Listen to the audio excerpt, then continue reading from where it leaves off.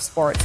You have this sense that the boycott yesterday kind of came out of nowhere, but that's not true. I mean, there's a long history going back to Muhammad Ali as a conscientious objector of the Vietnam War, and really turning up the volume of their protests since Colin Kaepernick took a knee and paid a price for it. But talk about this moment right now. Tell me what's happening right now on these teams. Well, this is a moment where you're seeing athletes as a whole just say that enough is enough. And I think that right now, what a lot of people don't understand is that they see athletes on TV. They see athletes like LeBron and, everyone, they're playing, they're in their sport, they're in their craft. But they don't understand that they're fathers. They don't understand that they have these talks with their children every single time something like this happens. You showed Robert Horry earlier, and, I can relate to everything that he said as a father. Every single time something like this happens, I have talks with my children. My son is 15, just turned 15, and I'm terrified for him. Every time something like this happens, I literally can't sleep for a few days. And I'm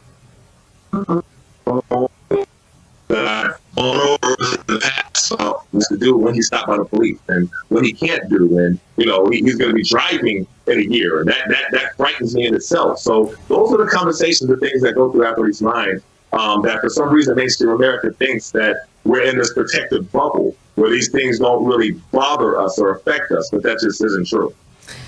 What do you think about Doc Rivers' statements and LeBron's tweet yesterday? F this, enough is enough. Do you think that this will represent a next level? I don't want to use the word breakthrough because that seems like an artificial measure, but they have the country's attention, the NBA does right now, by postponing the games in the playoff, by being in the bubble, by being together, and by having the country sort of really feeling this vacuum at the highest levels of the federal government. Well, it's tough because, you would think that the country would have taken notice as a whole a long time ago. This isn't the first case of police brutality, the first case of a black man being shot, that's caught on video. But I think that what makes this different is that the entire NBA had a work stoppage, had a boycott, and now are voicing that they want change and they want it now. So now it depends on where you go from here, because there's a lot of different directions they can go. Yeah. I wrote a column for The Guardian, and I was urging for them to push the NBA CEOs, I don't call them owners for obvious reasons, but NBA CEOs to really use their power and their influence to be able to push for laws to be changed in the cities where their teams are. So, for instance, Mark Cuban in Dallas, he has a lot of power and a lot of political clout in Dallas. So he could even, put pressure on the city to be able to say, okay, if the Dallas Police Department doesn't adopt some of these sensible police reform, these different protocols, that we're going to withhold funding from you. And I bet you would see change happen immediately. And that's what I want to see. Take that next step, because, the NBA, these are billionaires. We're talking about, Mick Harrison in Miami. We're talking about, Ted Youngson in D.C. These are billionaires, and they have power to be able to really push for change. It's different for millionaires. So millionaire NBA players, and they're doing a terrific job of letting their voices be heard, letting their objections be heard. But I really want to see the next level, because I want change to actually happen. It's a perfect point, because these are the same billionaire owners who get cities and towns that can't fix their bridges or schools to build them beautiful stadiums. So that's a brilliant point. I want to ask you about LeBron James' effort to, we spent a lot of time talking about the effort to really impact voter suppression and to make it easier for people to vote, to turn some of these empty arenas, since everyone's playing in Orlando in the bubble, into giant voting precincts. Is there an opportunity to draw more attention to that, to engage more players and teams in that effort? Well, definitely. I mean, what the players with LeBron is doing is really ramping up the voting effort is phenomenal. I mean, the way that he is, when we talk about him in particular, the way that he is using his platform is on the level of the athlete activists that we've seen in the past. And I think that you have somebody at the top of their craft, using their voice, using their platform, and pushing people for actual change. I saw a quote where he said just a few days ago that 50% of his mind was on the playoffs and the other 50% is on how he can help his black people. And that's powerful. That's a powerful statement to make. So yes, what he's doing also is making it easier for other players to be able to stand up. If you remember, a little bit of a period of time in the 90s, things were a little bit quiet. Things were a little bit different. The whole climate of the NBA was different. And now you have the top player who is speaking out. The top player saying he's not going to shut up and dribble, like Laura Ingram told him to do. He's gonna speak out. He's gonna talk about politics. He's gonna come back at Trump. He's gonna talk about voter suppression. He's gonna talk about police killings of unarmed black men and women. He's going to do everything and be that Muhammad Ali type of mouthpiece in this day and age. And it's inspiring for all other athletes who are really following behind him. So I think it's a beautiful thing.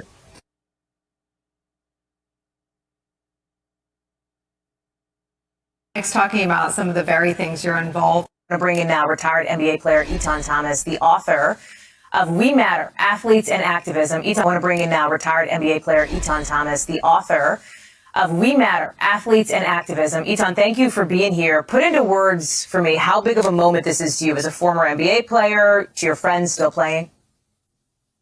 Oh, it's a huge moment. I know a lot of people are kind of concerned with if the games are going to start or not, but they have to understand the real reason why they had the boycott in the first place. I mean, first of all, that a black man should not have to be perfect in order to be viewed as human. That's number one.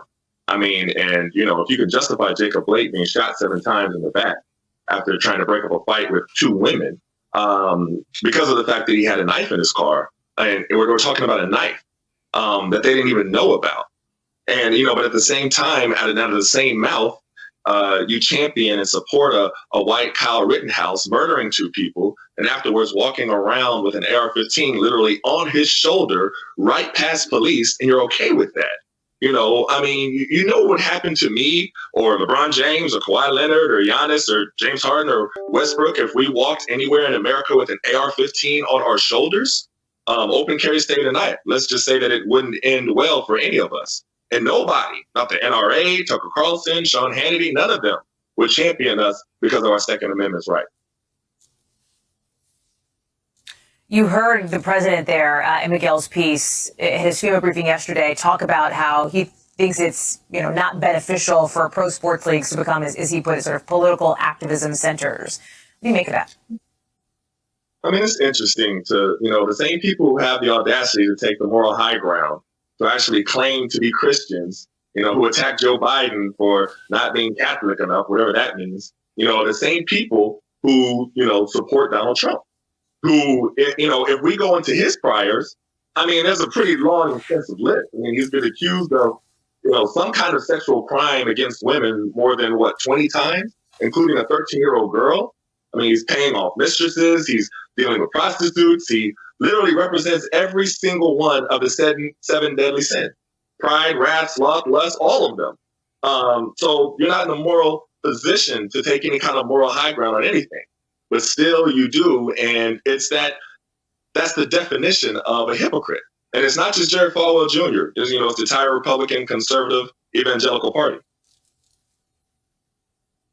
I want to talk about your new piece in The Guardian. We should know, too, President Trump has denied some of the allegations that you mentioned, but you write about how Elgin Baylor, you say, because this gets to the reason for the boycott, as you see it, writes how Elgin Baylor provides a blueprint for how current NBA players can employ boycotts as a method to bring about change, specifically by pressuring NBA CEOs to use their power.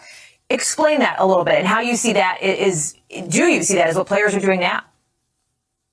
Oh, definitely. I mean, just to, address your comment before, 20 times, he didn't necessarily deny all 20 of them. He denied some of them. But I think that the players right now who are using their voice and using their power are doing it collectively. They have an opportunity to do something really special now. But now you have to push for more. Now you have to push for, I know everybody wants to say, when are they going to play again? Or when are playing going to resume? And I wrote another piece in The Guardian where I was urging for NBA players to really push CEOs. I don't call them owners for obvious reasons, but the CEOs, the Mark Cubans and the Ted Leonsis and, all of them to be able to put pressure on the cities where they play. So, for instance, Ted Leonsis here in D.C., He has power in D.C. Mickey Arison in Florida. And we know the situation in Florida. It's like everything that bad happens usually happens in Florida. But Mickey Arison has power to be able to push the city, to push the police department to say that, okay, if you do not adopt these sensible police reforms, police accountability, that we will withhold funds from you. And everybody knows that money is what makes the world go round. They would react immediately, and you would see impact immediately. So that's really what I'm pushing for players to do. Just push for more. We're almost out of time. Can you tell us anything about the conversations that you've had with your friends, with other players beyond that? What are they saying? What is the thinking now this morning? Well, the thinking now is interesting. There's a lot of thinking. I have to give a lot of props to people like Kyrie Irving and Avery Bradley and Dwight Howard, who mentioned this earlier. I wrote an article that came out this morning on a news site called basketballnews.com, where I called for, Stephen A. Smith and Charles Barkley specifically to offer public apologies to Kyrie Irving and Dwight Howard and Avery Bradley, because they lambasted them when they first came out with the notion of boycotting or work stoppage or not going into the bubble. I mean, they called them names like foolish and, made it seem completely absurd for them to do what they're doing, but now they offer their praises. But I think the world is seeing that they have everyone's attention right now. You just showed before the MLB. And the MLB is not really known for its activism. Yeah. So the fact for them all to be able to make that statement together, I think it really means something. So you're seeing a real special time right now in sports. We have been wondering so long, and I appreciate your time. We've been wondering so long how COVID is going to do this. Do you have a theory, an educated theory, not just a cockamamie theory? Do you have a theory on how this country, given as fractured as it is, can actually hunker down and beat this thing? I mean, I saw what happened in Italy and other European nations where they had complete shutdowns, and now they're already on the road to recovery, and we're still have hot spots all over the place. And I just wonder, for the people who are watching, who are sports fans, but also we have kids that we want to send back to school and businesses that we want to see come back, what needs to happen for us to get past this? Yeah, this is all extremely challenging. I think part of the issue in the United States is there have been a little bit of mixed messages as far as, and we're learning as we go, right? So recommendations have changed, and that causes confusion in the population. But as we progress through this, we keep coming back to the things that are most important are universal masking when you're around other people in public to prevent spread, either if you have symptoms or if you happen to be one of those people without symptoms that can be infected. Social distancing, so trying to avoid large group gatherings, where you can, giving space between individuals, and, staying home when you're sick. So these are things we've kind of abused for years, and it's a little bit of a culture shift to really kind of hammer those things home across the United States. Balancing that we need our businesses to be open, we need to have some degree of interaction with other people's schools. As you said, it's really, there are things that can be done so we can do that safely. We just need it more universally applied, consistently messaged, to keep things manageable. We're not going to prevent every single case of COVID no matter what we do, but these things can lower the risk, help protect the most susceptible individuals, and keep our hospitals, not overrun with patients, which has kind of downstream impact.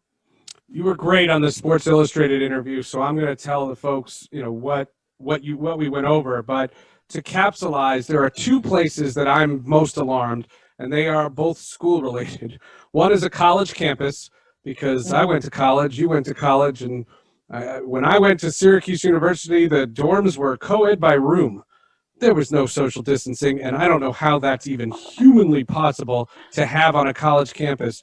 Are we just waiting for more outbreaks? I think of Syracuse because that area is doing so well. Onondaga County is doing so well. And now you're going to have 20,000 kids coming from all over the country and all over the world. They're all coming all over, and they're going to be all over each other. What about a college campus? Is that even feasible this year?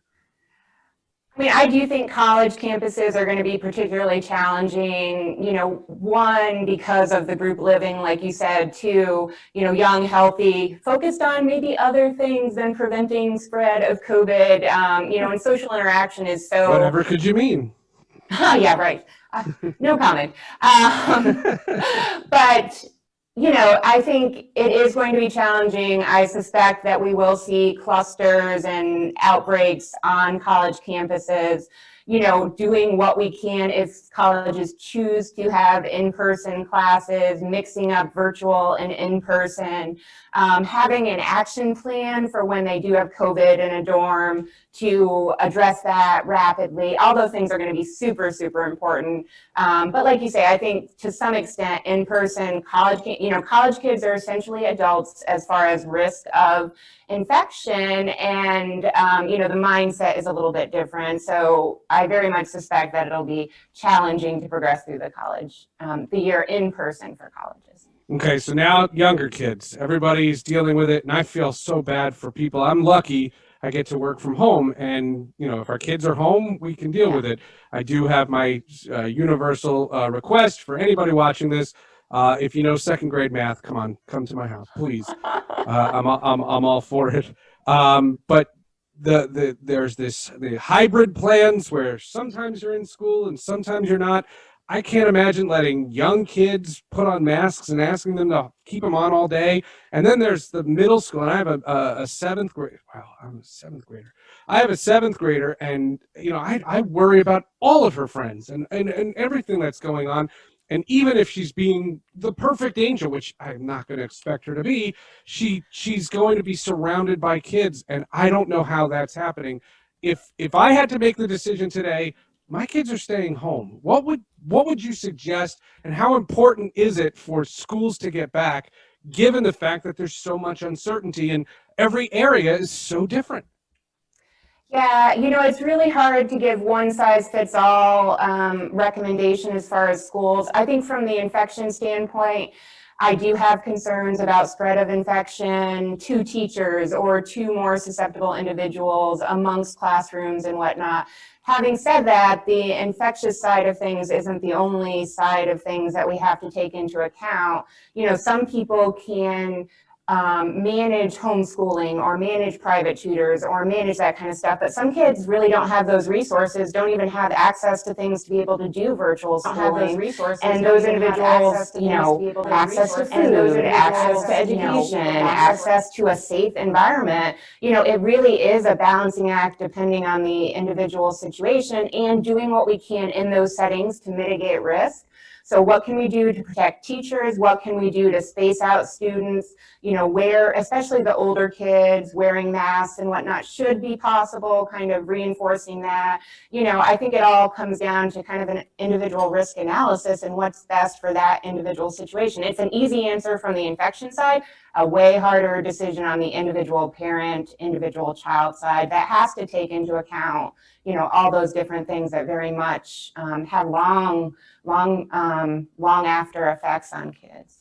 I've already taken up too much of your time, so I'm just going to say this one thing. I read all these articles about vaccines, and I don't know who to trust. I don't know who to believe. You see the same stuff, but you know what you're reading, and I don't. Are we close? Is this a realistic thing? Could we get a vaccine by next year? And in reality, I know all these people who are afraid of vaccines. Don't we have to have the vaccine out for a little while to see what it does first? I don't know. I don't want to have this conversation with people where they go, well, we're not opening until we get a vaccine, because when is that happening? Yeah, I do think that, the early trials on vaccines are promising. I do personally think by beginning of 2021, a good vaccine option will be available. That doesn't mean it will be produced in quantities sufficient to vaccinate everyone in the world all at once. I think it's going to have to roll out to highest risk individuals first, and then kind of as we manufacture more, get out to a broader population. The people that oppose vaccines. The anti-vaxxers. We can just call them that. I edited my. No, I know. I said it, not you. You did not say it. Thank you. It is a concern both on we're going to head into flu season pretty soon where, we're not only dealing with usual impact of flu, but COVID on top of it. So it makes me even more worried than a typical year about people kind of refusing vaccines or not doing that. So, I do think vaccines are super important. I do think the stuff I've seen on the vaccine trials are very promising. We are fast tracking it. They are trying to make sure that the appropriate safety protocols are put into place. So like you said, there's not some, we go and give the vaccine to 5 billion people and we find out some, adverse effect of vaccine. So, they are moving quickly, but moving as safely as possible with that.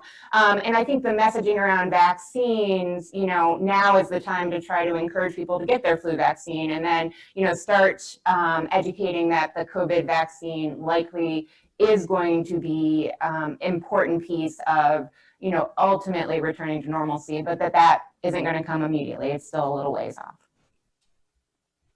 Thank you so much. I can't thank you enough. We've taken up so much of your time.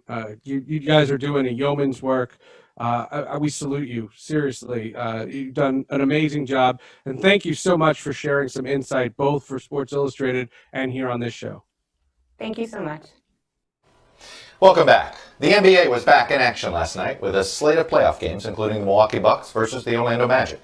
Those two teams were supposed to play Wednesday when the Bucks walked out to protest the police shooting of Jacob Blake in Kenosha, Wisconsin. The walkout by those NBA players led to similar actions by athletes in other sports leagues, professional and college, including those not dominated by African-American players. It was the most striking example of professional athletes demonstrating a willingness to use their celebrity and economic power to leverage social change. And joining me now, our former NBA player Etan Thomas and current WNBA All-Star Sue Bird, who's also the Vice President of the Women's National Basketball Players Association. Etan and Sue, welcome to both of you to Meet the Press. Etan, I want to start with you. This week we saw this groundswell. Some call it a boycott, a wildcat strike, if you will. The number of teams that participate, I want to put up on screen, 9 playoff games, 11 baseball games postponed, 6 WNBA games, 4 NHL playoff games, the MLS, the NFL, even college practices. What made this different, Etan? What do you think made it where the sports world united? Well, first of all, thanks for having me on today. And it's interesting because, now after everything has happened, you're seeing a lot of people criticizing the NBA players for voting to go back to playing after their 2-day strike or boycott, like you said, or however you want to call it. And I just honestly think that's ridiculous. They have gone above and beyond the call of duty, both the NBA and the WNBA, and with the MLB standing in solidarity. They made their powerful statement heard really around the world. And they did it all together. And then they formulated the Social Change Fund. And they're going to be focused on advocating for police reform and police accountability and voting initiatives and criminal justice reform and a lot of great things. So they're doing their part. But it's also not the job of professional athletes to solve the policing problem that we have in this country. That should be the focus of all the people that we just saw at the Republican convention this past week. And I would say instead of Donald Trump screaming law and order at the American citizens exercising their right to vote, to protest, that he should be screaming police accountability. But I bet we probably won't hear that. Sue Bird, a boycott, it takes money out of the hands of owners, takes money out of the hands of sponsors, takes money out of the hands of leagues. And I assume that there is an intention there that, okay, we want you to be paying attention. What role do you want to see owners and sponsors of sports leagues play? Because you're sending a message to them too. Right. I do think the WNBA is in a unique position in that we have a lot of support from our owners. In fact, I know myself, a bunch of other players from other teams got calls directly from their owners saying, we support whatever you want to do. So I think a lot of it is more so about, like you said, the corporate sponsors, trying to get them to understand where we stand, what we believe in, what we're fighting for. But this isn't new for us. We've been doing this for years and years and years. And I think what was so special about this moment was an opportunity, like Etan said, for all of these leagues to be unified And that's when, we've learned in the WNBA, when we're unified as one voice, that's where the impact is felt for us. So to have all these leagues together, I mean, you've seen what's happened. Again, like Etan said, Right. it's been around the world.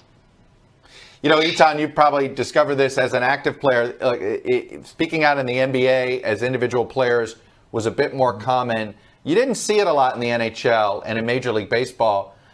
And I just wonder, how important do you think that here's two sports that are whiter, and certainly their fan bases are very white, the importance of having the sports world united across racial lines? Oh, it's definitely important, especially in these times. Right now, when you see from the right, there's so much a divisive type of a tone. I mean, just looking at the Republican National Convention, everything is divisive. And so sports has the opportunity to be able to bring people together. And so it's a matter of empathy. So some of these sports that you say, as you say, are whiter, they might not be dealing with the same things that I'm dealing with as a black man in this country, and people have to understand, every single time that something like this happens, the conversation that happens in black homes, my son Malcolm is 15. He just turned 15 years old, and I'm terrified for him. Like literally every single time something like this happens, I can't sleep at night. And I have to go and tell him again, the rules of engagement. When you're stopped by the police, make sure that you have no sudden movements, that, you have to de-escalate a situation that you didn't escalate in the first place. And the only reason why it's escalated is because of the color of your skin.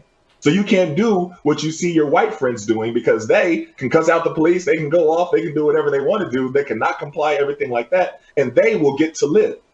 And that's a tough situation to be in. So when you're hearing athletes, a lot of people are saying, well, why is LeBron feeling so emotional about this? Why is everybody feeling? Because the fact that you are making millions of dollars in the NBA doesn't save you from being black. And that's the difference. So when the policeman pulls me over, I have to follow a set of guidelines. It doesn't matter what I've accomplished in life or who I am or, what tax bracket I'm in or anything like that. I'm a black man and I'm a threat. Sue Bird, very quickly, we heard some politicians don't like it when the sports world speaks out on social issues. What do you say to those critics? I mean, for me as a female athlete, the one thing that I've come to realize is we're judged on everything except our sport. We've been judged because we're black, gay, because we're women. Nobody talks about us playing. So you fast forward, 10, 20 years of this, and we've developed an identity and we're being authentic to it. And so for us, when people say stick to sports, it's kind of like, yeah, 20 years ago we tried, you wouldn't let us. And now you're saying that? So it makes no sense to me. Sue Bird, Etan Thomas, I really appreciate both of you coming on and expressing your perspectives on this. It's a conversation that I hope continues. Thanks for having me. Thank you. When we come back, 2 conventions down, 2 competing visions of America, and 65 days to go to Election Day. The panel is next. I want to take a look back with you, Etan. Right before the basketball boycott started, LA Clippers head coach Doc Rivers shared his very emotional thoughts on this shooting of Jacob Blake. It was 3 profound minutes. I wish we could play all of it, but he did say, in part, that his father was a police officer. He's not anti-police. Let's take a listen to part of his thoughts. All you hear is Donald Trump and all of them talking about fear. We're the ones getting killed. We're the ones getting shot. We're the ones that we're denied to live in certain communities. We've been hung, we've been shot, and all you do is keep hearing about fear. It's amazing to me why we keep loving this country and this country does not love us back. Oof, gut-wrenching to listen to that once again. Why does the pain of African Americans not resonate, Etan, to the extent that everybody gets behind meaningful change? To your point, when you listen to some people saying, well, I don't really know what Black Lives Matter is all about, why is it not getting through? Well, I think a lot of times it's not the reality, and it's not something they have to worry about. For me, for my children, every single time that something like this happens is a conversation. I just had a conversation with my daughter Imani, and she's 12 years old. And she's asking me different things of like, why does it seem like the person who was shot is always the one on trial? Why are they going through his history and not going through the history of the police? So these are regular conversations that we're having. Then we have to go back and have a conversation of how you have to act and engage when you engage police officers. And there's a whole rule that you have to have as a black person, black man or woman or child in this country when you encounter the police. And it's not the same for white people, because white people don't have to have that same rule. The white people can go off on the police and can cuss out the police. Why did you stop me? I'm gonna have your badge. We can't say that. We better not say that. And that is a frightening thought for black parents to even imagine our children reacting that way. So we have to have a whole type of conditioning. Put your phone on record and then try to just do everything the way that you're supposed to do. And that's the level of, conformity that we have to be able to do for our children to stay safe. And that's the part where white America they can't understand that. But it doesn't help that you have people like Trump and the right who are twisting the message and making it be about something else. It's not anti-police. Anti-police has nothing to do with that. I have police in my family. And holding police officers accountable is not being against them. You're supposed to hold everybody accountable. Every facet of society is supposed to have some kind of rules and regulations. You can't just give anybody carte blanche to do whatever they want to do. And that doesn't mean that you're supporting them. That means you're enabling them. So that's totally different. If you want them to be able to function the best way that they can in society, they have to have rules. Can I just say, as a mom, I think Imani is a very lucky girl to have you as a dad. And I'm really glad that you spoke with me. Thank you so much, Etan Thomas. And we'll remind everyone your book is We Matter, Athletes and Activism. Come see me again. Thank you so much. Thanks.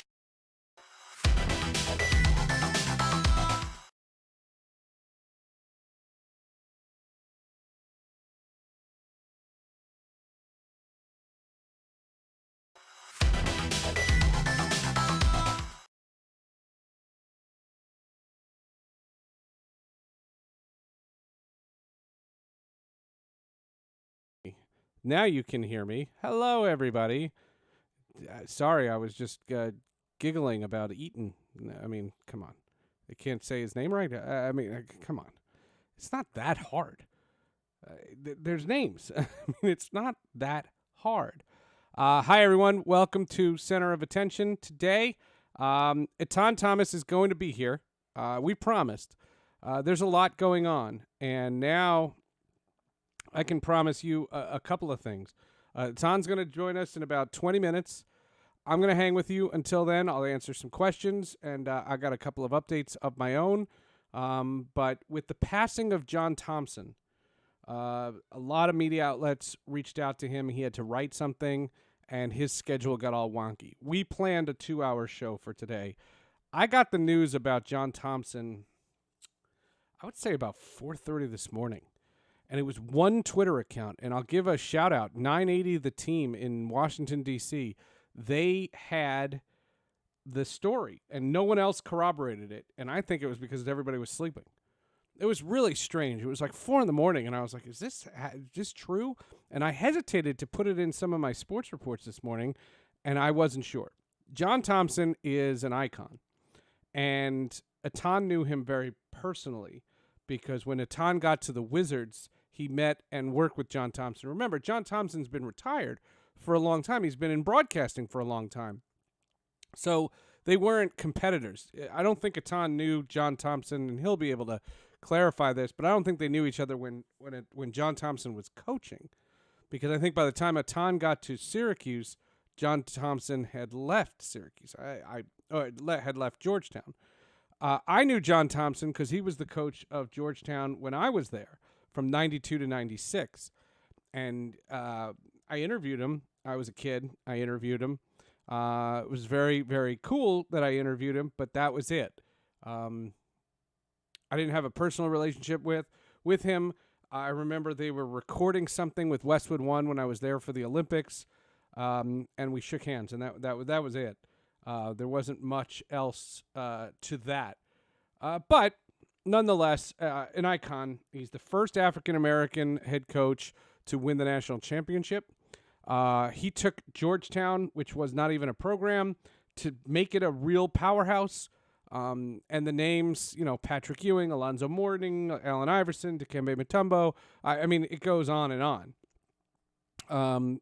Georgetown is Syracuse's biggest rival. And as a Syracuse person, you cannot not be touched by the life and legacy of John Thompson. That put a monkey wrench in our morning. What has put a monkey wrench in our weekend was Chadwick Boseman. And if those of you who don't know, I do a podcast, and I think it's on my Twitch channel.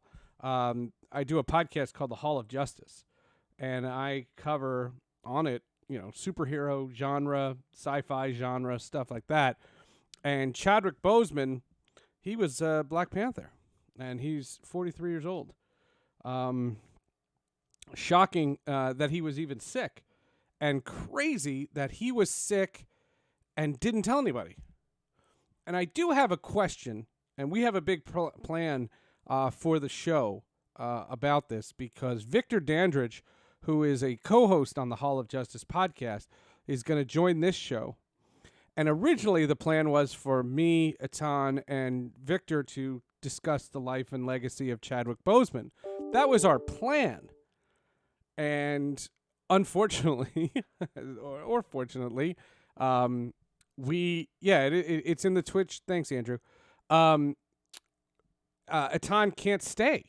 So Etan's going to come on, and what we're going to do is, since we have the stream all set up, we're going to record the Hall of Justice podcast for this week, which was not part of our plan, because I usually don't record that show until Tuesday or Wednesday. But if Victor's going to be on the line, why don't we just do that, and we'll record a special edition of the podcast, because I have a different plan for this week, and I'm changing everything. It seems like everything is just getting changed. Originally, we were going to do a 2-hour show, and that was going to be something. That was our plan. And I was going to do Sports with Friends this afternoon, and I got to tell you that story. So Mel Antonin is a longtime baseball writer for USA Today. That's how I know Mel Antonin. Lately, he left USA Today a while ago. He's done all kinds of work. He's been on Mid-Atlantic Sports Network. He's been on Orioles coverage. He's done a bunch of things. And Mel Antonin is one of the preeminent sports writers of our generation. He's also a good friend, but he's been sick recently. And his story is wild, really wild. First of all, last year he had cancer, and it was serious. And he had a rough go with chemo, as cancer would be, but he was in remission. And he announced, I want to say in November or December, that he was in remission. My timeline might be a little off. And then he got COVID. And he was deathly ill with COVID. And they thought maybe he wasn't going to make it. And he pulled out. And he got over it. And he recovered. And that story was unique. And then he... I mean, I don't even know what to say. His cancer has returned. And he announced it recently that his cancer returned. And I wished him a happy birthday last week. And I just said, hey, man, I'm praying for you. That's all it was. It was a Facebook messenger. It was, hey, man, happy birthday. I'm praying for you. That's all I said. And he jokingly said, you have 260 episodes of a show called Sports with Friends, and I haven't been on it? To which I said, oh, okay. Would you like to be on it? Are you well enough to be on it? And he's like, I hope so. I really want to do it. And I thought that was going to be the plan. And right as I was getting the John Thompson news, I found out that he had a fever. And that's not good when you're going in. His treatments are Tuesdays, and if he has a fever today, I don't know how that throws off Tuesday. I don't know what the plan is for him, but he can't do that. And now I have to scramble to do a different podcast, which, believe me, that is not my concern. I don't mind that. It's so many things have happened, one after the other, after the other, after the other, after the other, and it's all been like thrown for loops. Things that I wasn't planning, things that I wasn't thinking about. I wasn't starting today. This whole day has been topsy-turvy. And like I said, the John Thompson news was awful. Chadwick Boseman was awful. I do have a couple of questions about Chadwick Boseman. Number one, he had colon cancer during all 4 of his Marvel movie appearances.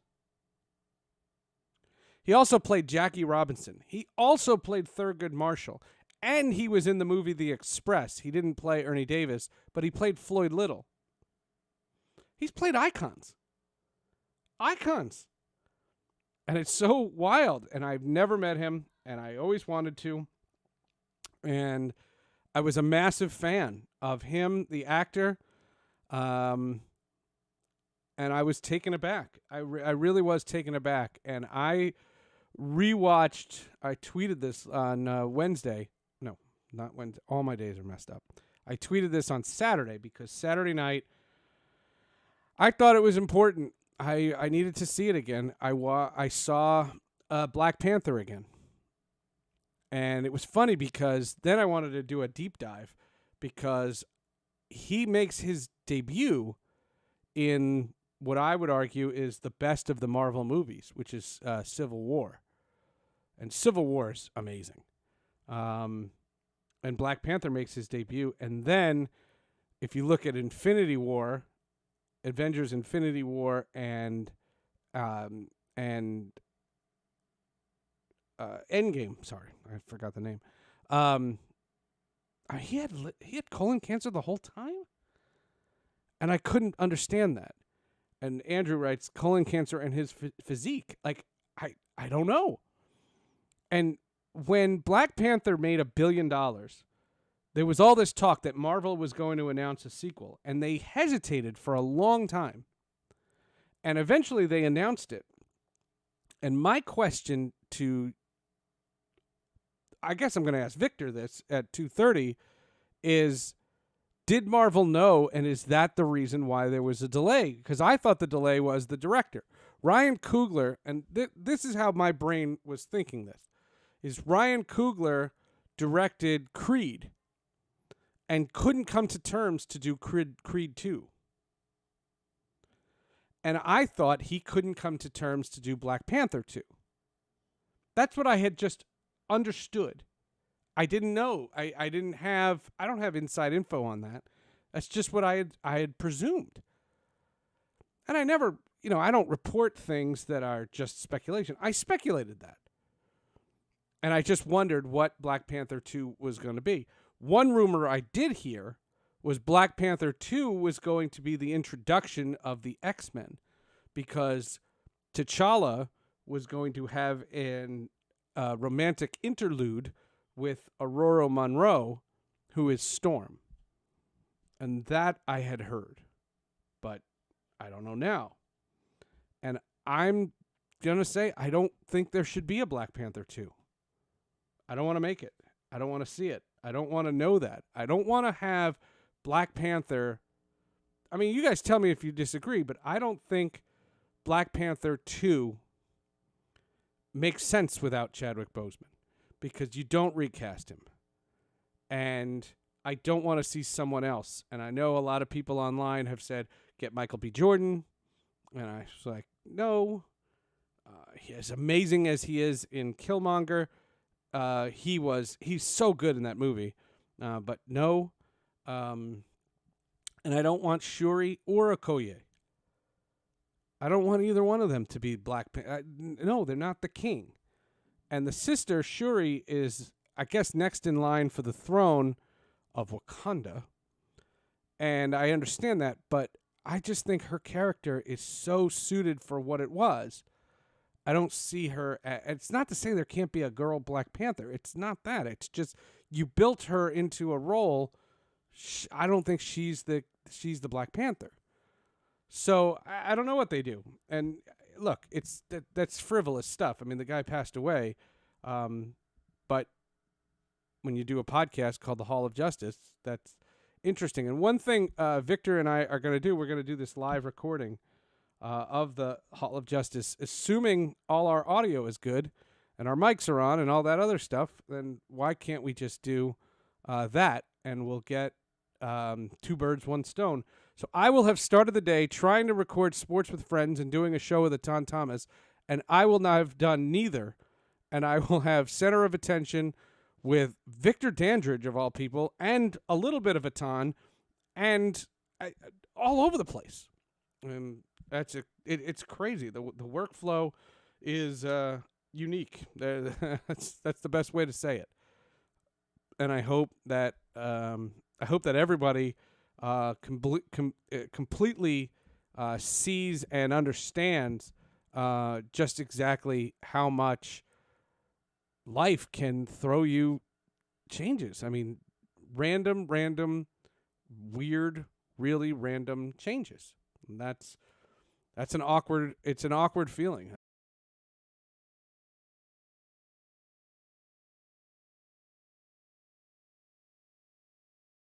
And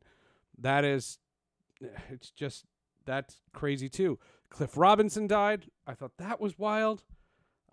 There's just a lot there. And I'll tell you, from my standpoint, and I'm just technically making sure because my chat room is not working. So I'm having trouble chatting. I was chatting before, but I was doing it through the web browser. So it's weird. Yeah, Andrew says recasting is unpleasant enough, but to recast with Killmonger as T'Challa is unacceptable. Yeah, I don't think that's it. And I just don't want another person. I don't think you recast Black Panther unless you're planning on having Black Panther 5. Like if you're going to do 5 of these and this is now your new thing, okay, I'll buy that. Like that I could buy. But I don't think there's a chance. I'll be honest. I don't think there's a prayer.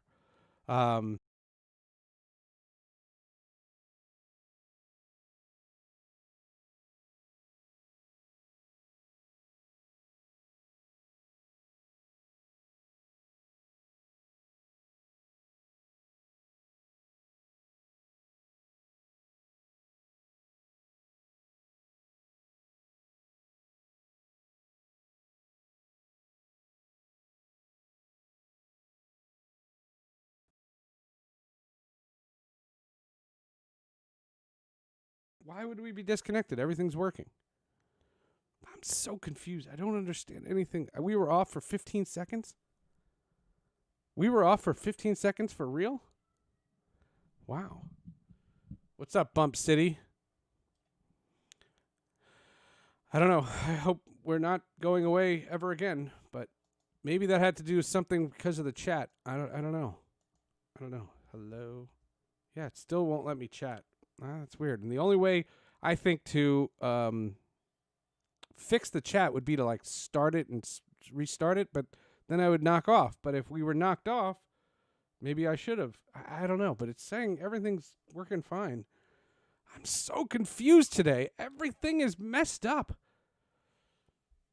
This is an odd, weird day. And it's overcast, but it's gorgeous out. And I can't decide if I want to be outside or inside. I'm so confused. I've been up since 4 a.m, and I've got all this work to do and all these things going on. And what's going on? Ugh. And it was funny because Etan thinks this is a radio show. And when he told me that he was getting called, and I knew that he was, I knew as soon as John Thompson had passed, I knew his day was going to change. And he says, well, maybe I can get somebody to fill in. And I said, it's not radio. I said, yeah, we bring other people into the show, but it's not a radio show. This is a Twitch show. So I'll work around your schedule. And when he told me he could do 2:00, I knew I wanted to air the Meet the Press thing, but not if he's only going to do a half hour. So then we aired the Meet the Press thing. And the Meet the Press thing was pretty awesome. When your friend is on Meet the Press, I thought that was pretty neat. Maybe it's karma from giving Etan a hard time about his internet bugging out on MSNBC. Yeah. Well, his internet crapped out the one day. That was live. The Meet the Press thing I don't think was live. They pre-did it, but I mean he's got to fix his internet. His internet stinks. Mine's supposed to be great.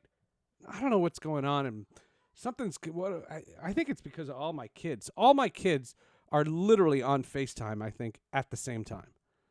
And it's amazing that we're ever on the air to begin with, because my kids are constantly doing stuff, and that's going to get worse when school starts, which is a week from tomorrow. Yeah.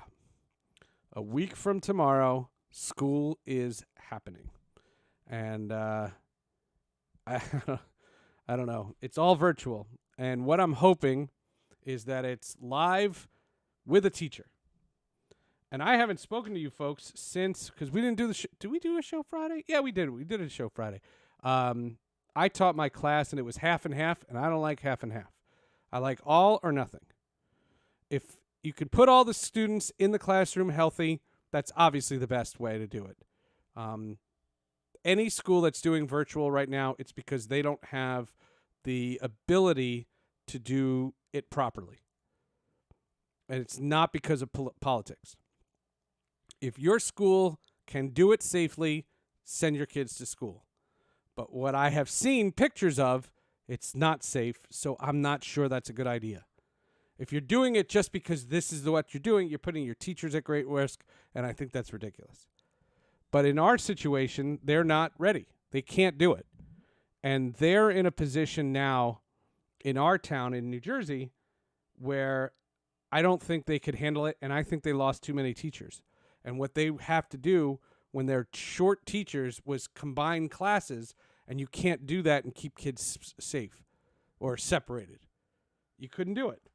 And I saw that coming. And my whole stance was I wanted to see what the plan was. And their plan was hodgepodge to begin with. It reminded me of the baseball plan. And by the way, there was another cancellation this weekend in baseball because Oakland had a positive test. And the only thing I think about now, because baseball's going for it, and they're in, and they're going to probably have their bubble for the playoffs. And okay, I'm not standing in their way. The NFL right now has 0 positive tests, and I don't know how they're doing it. I have such a hard time believing that 80 players on each team, because the rosters are only now getting shortened.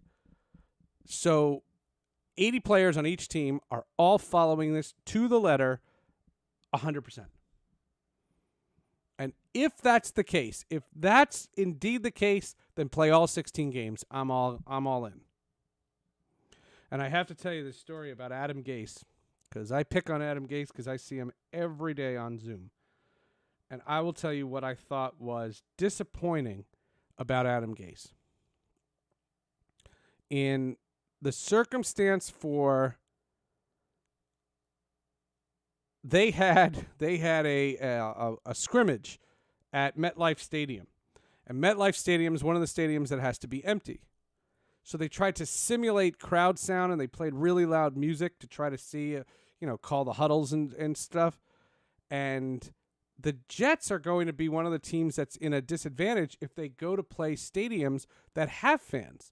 Because I would imagine having fans gives the home team an advantage that it doesn't have, that they just don't have. And that's kind of weird. And what's strange, in my estimation, was the whole thing is just a unique experience. So you ask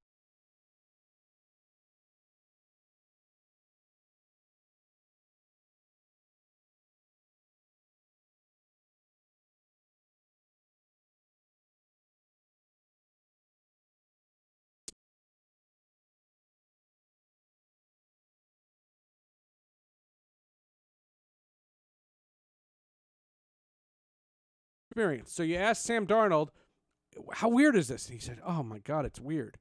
And you ask this guy, Steve McClendon. Does anybody know who that is? Steve McClendon. And they said, does Steve McClendon know who, was it weird? He said, yeah, it's weird. And Jordan Jenkins spoke to us, and he said, yeah, it's weird. It's strange. We miss the fans. Fans are what I get my energy from. And that's fine. And Adam Gase says, oh, I was focused on our offense. I wasn't, I didn't notice. What? You're in a stadium that's empty. Just say it's strange. Just be a human being. Don't do that. That kind of stuff bugs me to no end, and it annoys me. And it's one of those circumstances where ultimately it's not going to be like a big deal, but I think when coaches are honest and open and transparent, I just think people respond a little better. That's just the way I take it. And that's my only point. And I look at it from a standpoint of if you can just be a human being with a personality, I think that you can do it a little better. All right, we're going to take a fast timeout because I want to see if I can get Etan set up and Victor set up, and I want to make sure they have the links, and I can't do that and talk to you at the same time. So we're going to take a quick timeout, quick timeout, and come right back. And if they're not in yet, but I have them all squared away, I will come back. So I can promise you that. Let's hear a song called Madrid. It's not a real song, but it's called Madrid. And I'm not telling you who's playing it because I don't know who's playing it, but it's from 1985.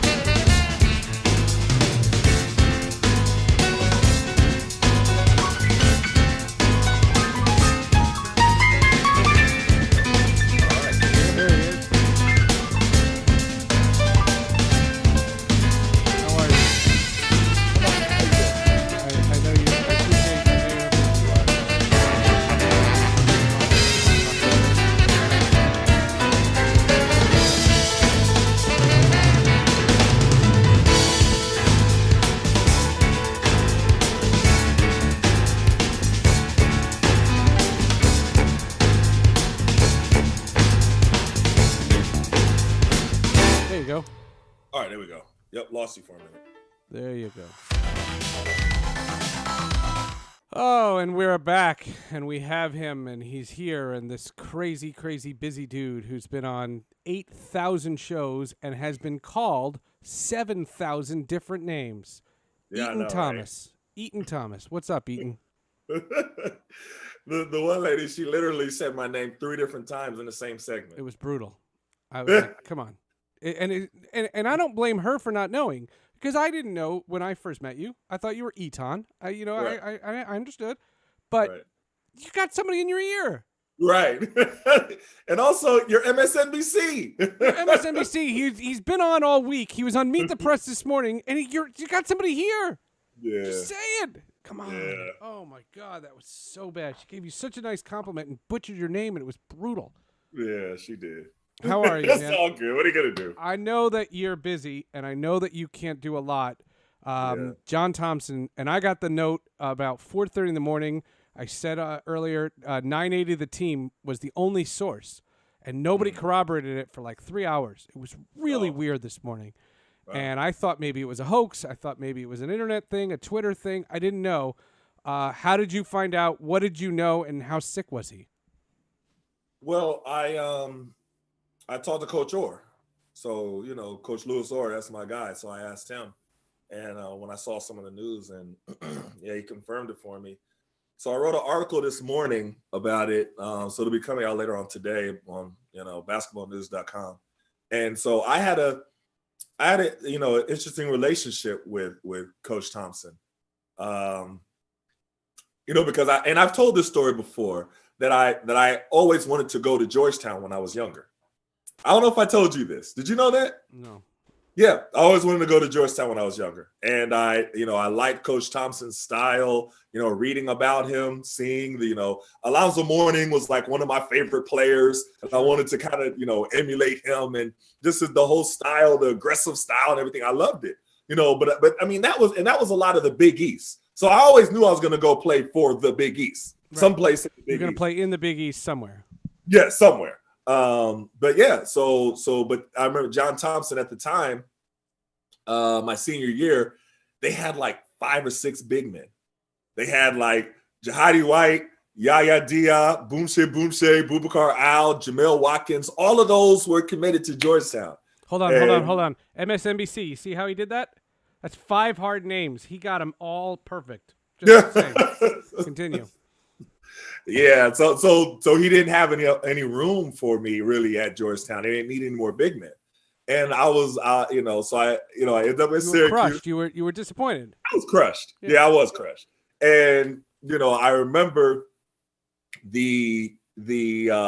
so first of all, and you've heard me tell this story also as well. The Donovan McNabb game, of course, where he had an amazing game, and I had the worst game of my career. I set the record for most fouls, quickest fouls in Syracuse and possibly Big East history.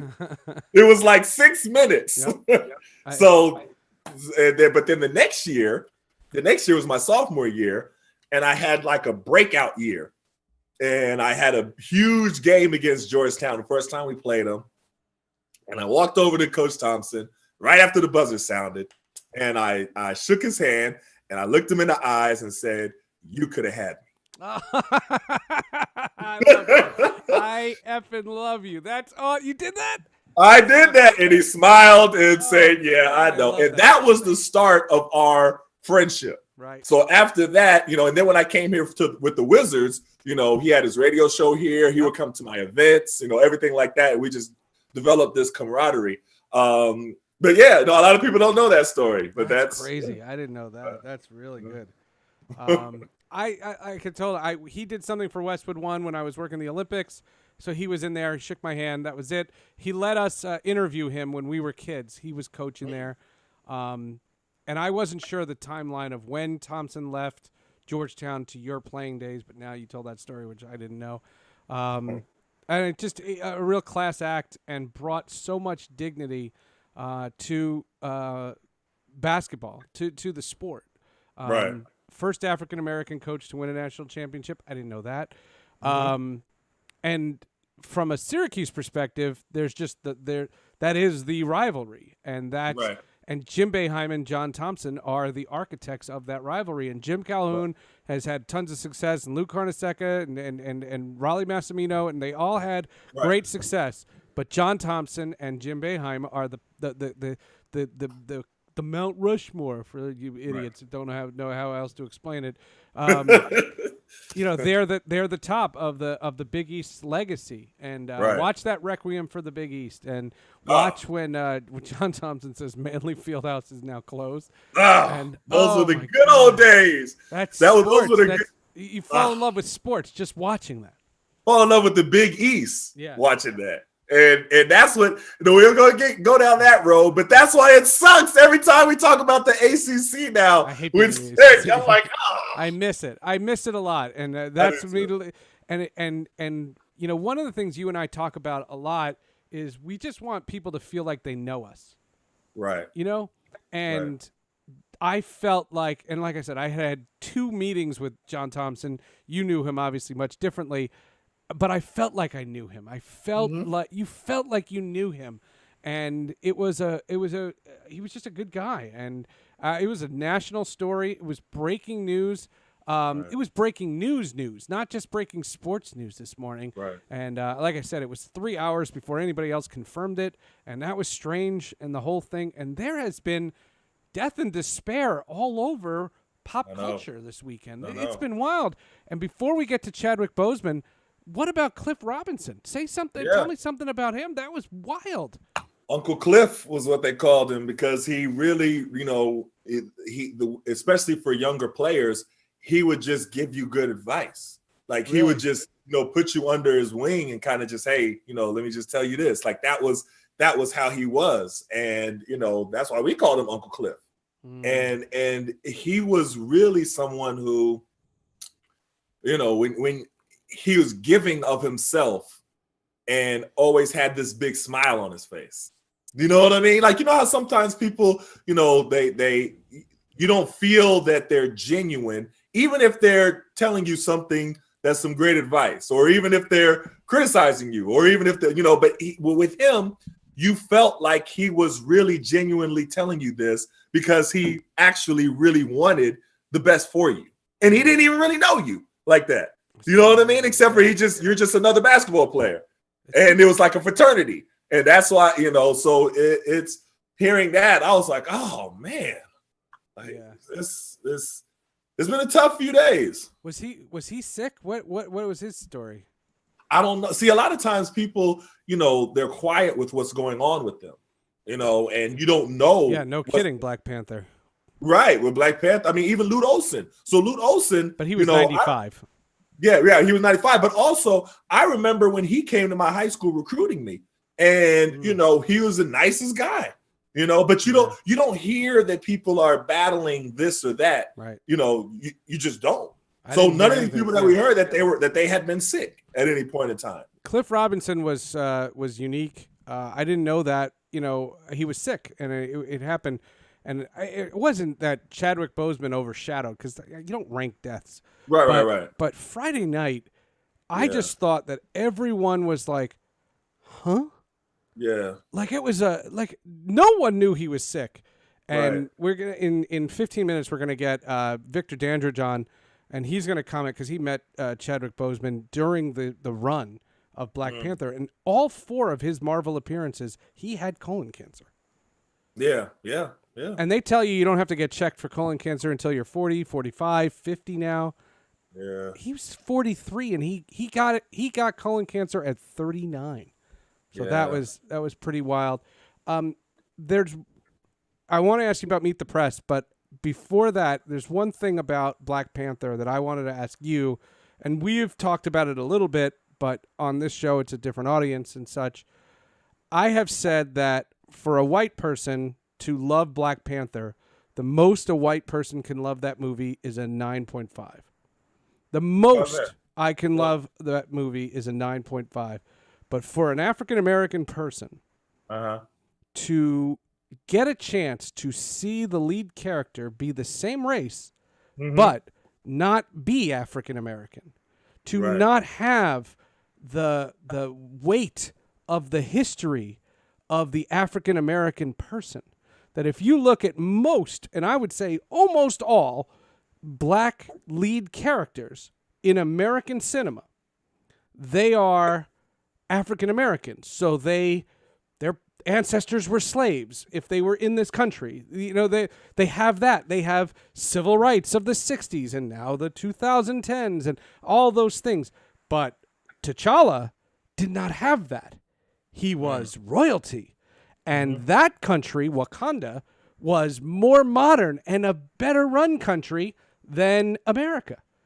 And so for a black person, and Victor Dandridge, who's coming on with us in 12 minutes, helped me learn this. But the most I can love that movie is a 9.5, and that is a great movie.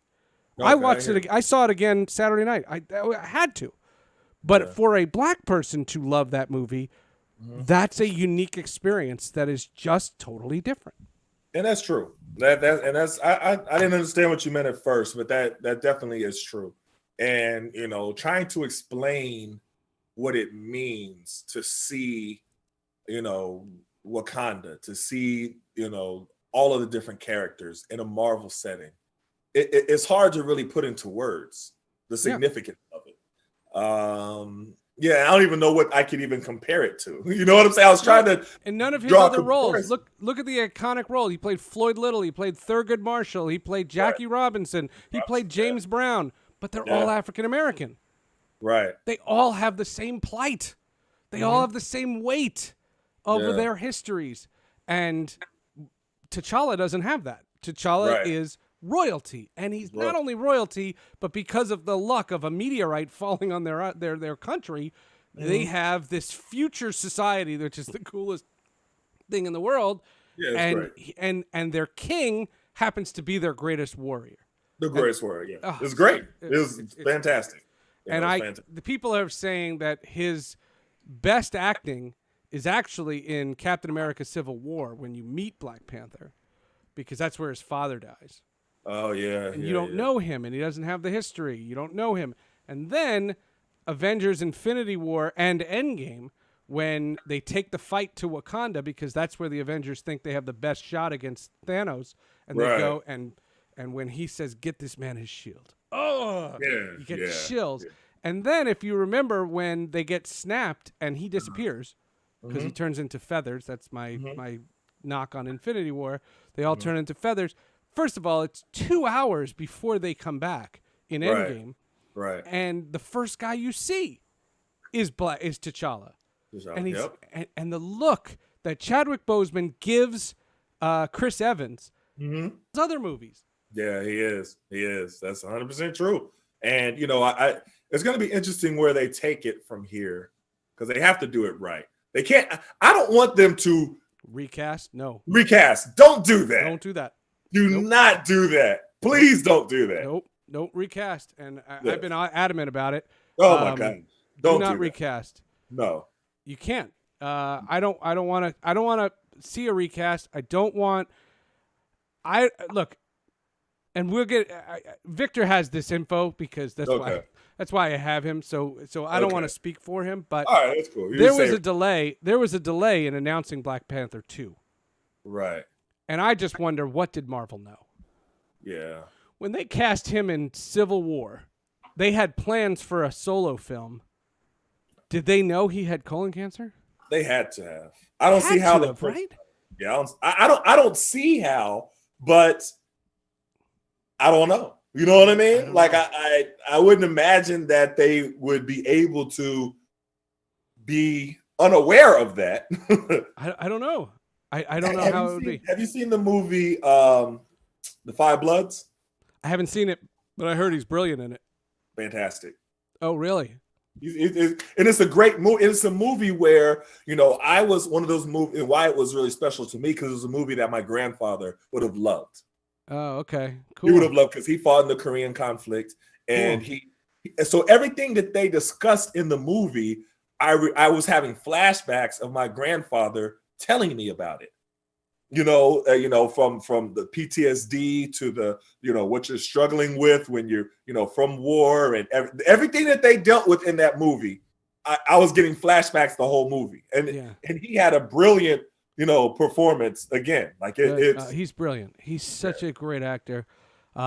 He's outstanding. And then you hear this two stories that I thought, and I texted you one of them, which was, first of all, when he was in the hospital getting his own treatments, he was visiting sick kids. Yeah.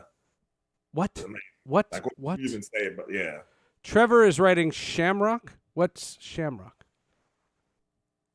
I don't know what that is, and does it ring a bell for you?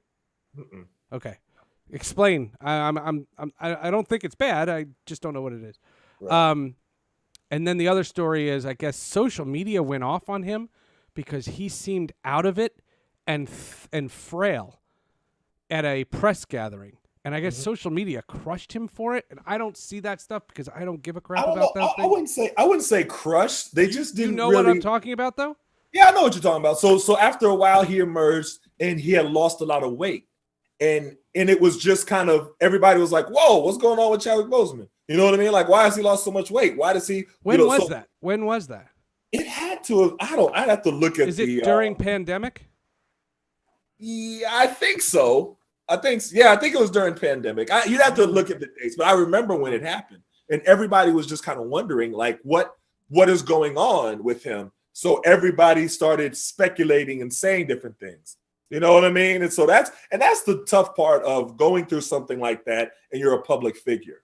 Oh, it's got to be. That's the tough part, right? It's got to be, and social media makes it harder. And God. Those movies, like he's not making independent films; he's making blockbusters. Blockbuster, like that movie is still. I cannot get over. I can't get over Black Panther. I still can't get over when they're flying, and he sees the people racing on horseback, and it's the jungle. Yep. And then he flies right through the forest and into the future, like this modern tech world. And he just smiles and goes, "That never gets old." Oh, I love it. Oh, I love it. Oh my God, I love it. I love it. I love it. I love it. His body of work is amazing. And just to think about looking at, so they said that he had cancer for the past 4 years. Is that what they said? Yeah. 4 years. So in that time frame, looking at 4 years, he gave us Civil War, Marshall, Black Panther, Infinity War, Endgame, 21 Bridges. I don't know if you saw that. Nope. And The Five Bloods. I mean, that's a big that's a ton of work. Oh, that's a ton of work. Goodness gracious. It's unbelievable. Unbelievable. All right, let's welcome in, and we're going to change screens here. And we're going to bring in our boy Victor Dandridge, who is connecting in a hot second here. There he is. Look at that. He's connecting. Look at that. There he is. You got his mute button on. Yeah, I know. I'm ready. There he is. There we go. What's going on, guys? How we doing today? Professional. So Victor Dandridge, this is like my world's colliding. Victor Dandridge, meet Etan Thomas. Etan Thomas, meet Victor Dandridge. Victor It's a pleasure. is an artist, an entrepreneur. He works, he calls himself the hardest working man in comics. He has his own titles that he promotes. He has helped me make the Hall of Justice what it is. He's outstanding. You're too kind. You two would be really good friends. Absolutely. Yeah, that's good stuff. Listen. You're already legend in my house. Off rip, especially that tweet from the other day. A black man doesn't or shouldn't have to be perfect to not warrant getting shot. I'm like, you know what I'm saying? Like it's just one of those things where you're just like. Yeah. Truth. Right. That's not opinion. That's fact. Yeah. Hello. Come on. But the fact that I had to say that is right because this it's tough. It's been a tough few days. No doubt. Well, before we get back to the Chadwick Boseman conversation, though, Etan, I know you only have a couple of seconds. Tell us what it was like filming Meet the Press, and. How cool was that? How great is Sue Bird? And was Chuck Todd chummy with you guys? Was he very official? Was he fun? Tell me a little bit about that. Well, Sue Bird is great. Yeah. You know what I mean? So I've done some stuff for her before, and she's fantastic. But it's interesting with Chuck Todd because then I'm looking up stuff, and a lot of people, and this is what I told you. I'm like, a lot of people don't like Chuck Todd. Like, but what did he do though? I was like, well, so they're saying because he's too middle ground with stuff, and they want him to take a position one way or the other when he's interviewing people. But I was like, but isn't his job to interview them? He has to stay in the middle because. But isn't that what he's supposed to do? He alienates. Right. He's already on a network that is labeled liberal. Right. And he can't win. Because if he takes a Republican stance, the liberals can't stand what he does. And if he takes a liberal stance, it's you're just part of the rhetoric, the fake news, and all that other nonsense. But that's the thing. He doesn't do that. No, he just doesn't. asks the questions. He asks the questions and allows the guests to say whatever it is they're going to say. And he doesn't challenge them. He doesn't say, I disagree with what you said. He just asks the questions. Isn't that what journalism is supposed to be? Is that... That's the old way of journalism. That's the old way. Okay, all right. That's what I was stuck in the old way. Yeah, nah, you got to have leaning journalism. You got to, it's a bunch of alley-oops. If you don't slam dunk it, then I get the foul. Right. I got you. I'm throwing flags. So people want him to jump on different people that are guests on his show, and I'm like, well, he's supposed to let them just talk. That's what he's supposed to do. So, but that's what I text you. As soon as I did, I was like, man, why do people not like him so much? And Andrew in the chat room says, and Chuck pronounces names correctly. That's important. He got my name right. His name got butchered. He was on MSNBC, and his name has now 8 different permutations. Oh my God! And it's brutal. My name all up. It's not that hard to like. You can understand if it's Rumpelstiltskin. It's 4 letters. Well, the thing about it is, not that hard. They asked me beforehand how to pronounce my name. Worse. That's the part. They asked me. I gave them, you know how I always do the same thing I told you. I was like, like a baton that you twirl without the B. I did that whole thing. I've been doing that since kindergarten. And they said Etan, Ethan. I was like, oh, Lord. And Victor, you had to see this one woman, I don't know her name, but I don't want to learn her name because she couldn't know your name. She was a nice lady, though. She was nice. Very nice. And she said, because you tell this great story about, and if you want to tell that story before you go, I think Victor would love to hear it. But he said, Amani has a wonderful father. Etan, you must be so proud. You ruined it. You ruined it. She did say Etan. Like it's not that hard. Oh, God, my God. No, real quick. You said it on MSNBC and you said it on Meet the Press. And Victor, you and I have had this conversation too. Mm-hmm. Just this idea that every time there's one of these shootings, what you have to do with your son. Right. And having the conversation, I do got to jump off because I got to go on another. Okay. I'm going on ESPN 980 talking about John They Thompson. broke the story. Yeah. They broke the story. But no, it's just that part where, a lot of it's honest. It's not the world that white people live in where they have to worry about their children being shot by the police if they get stopped by the police. Mm-hmm. That it's just 2 different worlds. It's very different. Separate. So it's just so. And I said, well, white people can go off on the police. Like, why'd you stop me? I'm gonna have your badge. Like, what is your problem? Cuss them out. We can't do that. No, we cannot do that at all. Looking too hard is resisting. Yeah. Saying something like that. No. Oh, that's terroristic. Right. And that's the part that, a lot of people, they can't understand because that's not their world. Right. But I thought the one woman on MSNBC was floored when you said that. Like she hadn't ever heard that before. She haven't thought about it or heard it. Yeah. But this is our culture. Right. This is a truth of our culture. 100%. Yeah. It's crazy. It's great. All right. Go do your thing, Etan. All right, cool. It's a pleasure. Nice to meet you, sir. You're coming back on the show, right? You're coming back. You're not leaving for good, right? Who's that, me? Yeah, you. Oh, yeah, I'm coming back. What you mean? Come on, Sam. He's appearing all over the place. He's going over here. He's doing all these things. He's writing this. He's doing this. I can't keep track. Listen. He's hustling right now. Okay, you got to put it out there because if anything else that we learned from this weekend, you never know. So you got to put as much of an impact on this world as you possibly can because you never know. You're absolutely right. Definitely. Great point. All right. Have a good discussion, though. See you, man. Thank you. Appreciate that. Peace. He's a good guy. Very good people. The best. And okay, now I can switch back to the other frame because it's 2. Yeah. You don't know what I'm talking about because you're watching on Zoom, but the viewer now sees a totally different thing.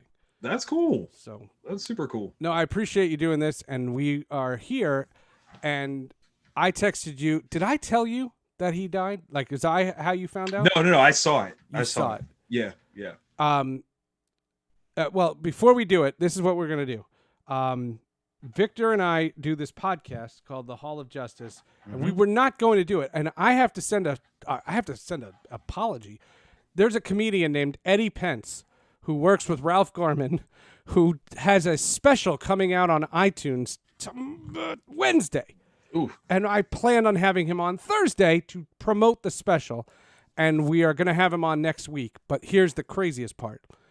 This is episode 199, and Eddie Pence is going to be episode 200. So maybe Eddie Pence is going to be 201. I don't know. We'll see. Hold on. It just asked me if I want to remove him. Yeah, he's out. I removed him. Okay. He's still there in your heart. So anyway, Eddie, that was my plan for the show this week. Right. Was Eddie Pence, because this guy hustled to get his comedy special, and I wanted to give him as much exposure as I could. Of course. And he's such a good guy, and he's great with Ralph Garman on the Ralph Report, which is my favorite podcast. And I host and own 2 podcasts, and that's right. My favorite is not one of them. So what I thought we could do, since we're going to connect this way anyway, why don't we just do the podcast and talk about it that way? Makes sense. And when Etan told me he could only do a half hour, I put two together. You were like, let's magic this. No, and I told you over the weekend. Did I tell you about Mel Antonin, the guy who was supposed to do Sports with Friends? I think you said something in passing, but I can't remember what all you said. Yes. And he woke up this morning with a fever. Oh, no. I was up at 4 a.m. I heard John Thompson died. I knew that was going to impact Etan because he knew Etan very well. Mm-hmm. And by the way, if you're just joining us, the great story of Etan Thomas getting recruited by John Thompson, and John Thompson saying that they had too many big men. So he goes to Syracuse, has a monster game against the Hoyas, and goes over to John Thompson and says, "You could have had this." Oh my God, what a great story. Eat it. God, I didn't know that story. That's so good. Hey, that's almost better than a win. That's a personal win within a bigger win. You can't beat that. Right, and now he gets to be part of Syracuse lore, not Georgetown law. That's right. Lore. But anyway, so I knew that was going to change, and then Mel Antonin got a fever, and Mel Antonin, this outstanding baseball writer for 20 years for USA Today, now he works for Mid-Atlantic Sports Network and a bunch of other places, and I couldn't name them all, but known him for 20 years, and he had cancer last year. He goes through a grueling chemo. He beats it. He's in remission. Mm-hmm. He gets COVID. He nearly dies from COVID, recovers, and now his cancer's back. Wow. He is it's an amazing story. And wow. So his birthday was like last Thursday, and I did, I don't like writing on the people's walls. I think that's yeah. No, that's not the same. I only do that if I don't talk to you regularly. Right. If I do that to you, I barely know. Yeah.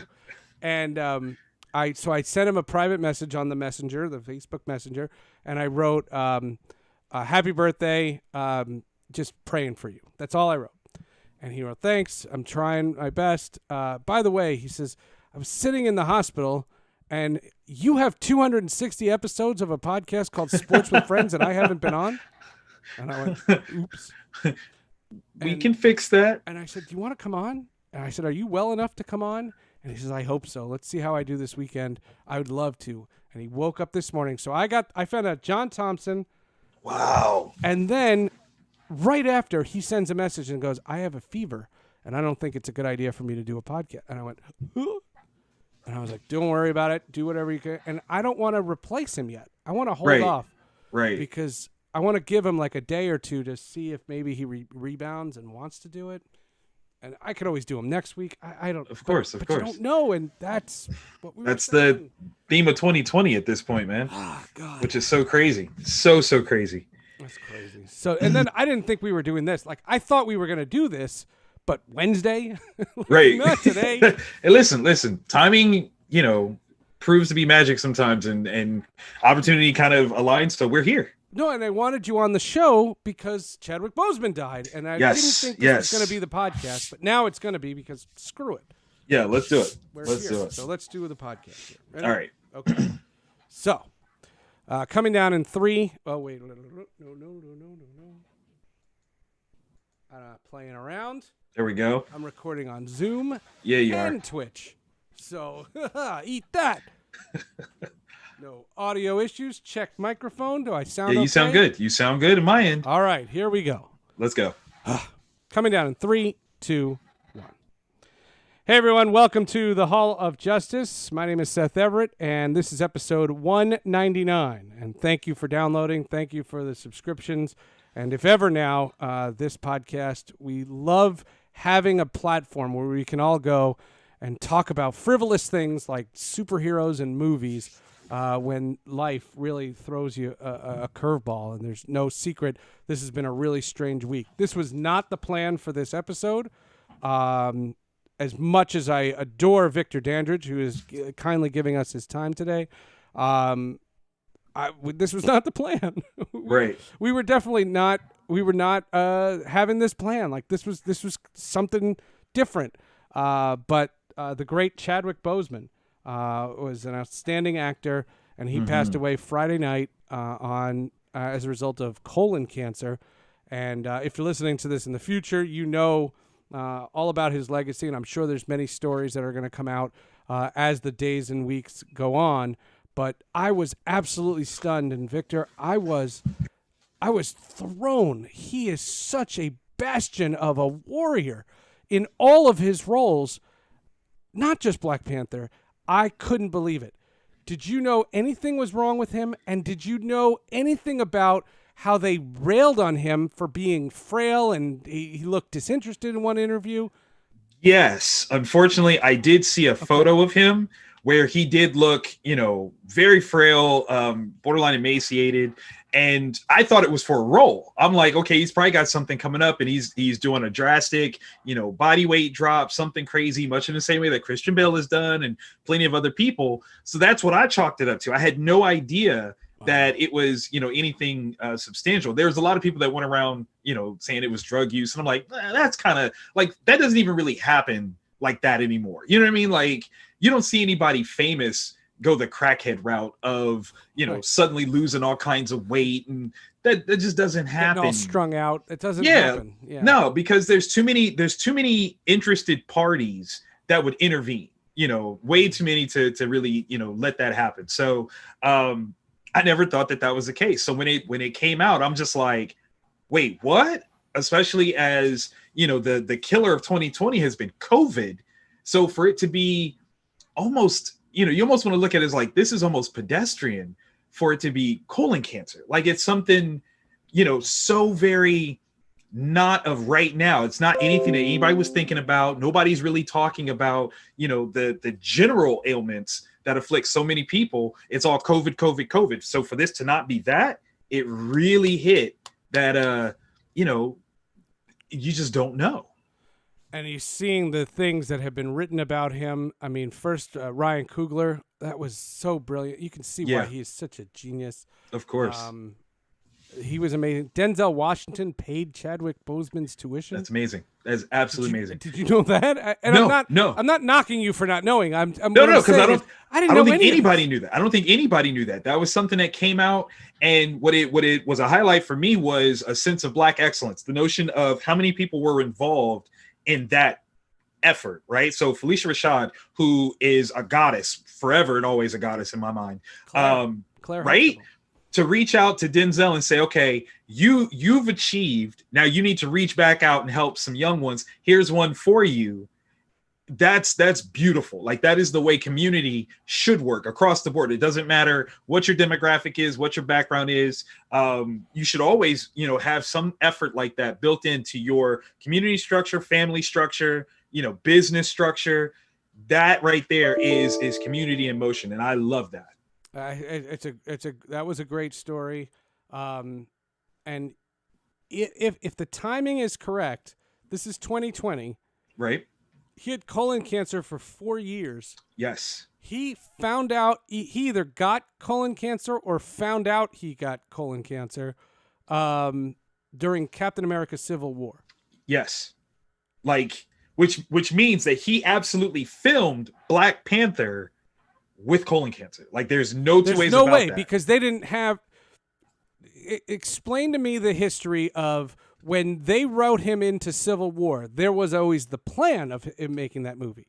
Yes. So when he takes the physical, you have to take a physical to sign the contract.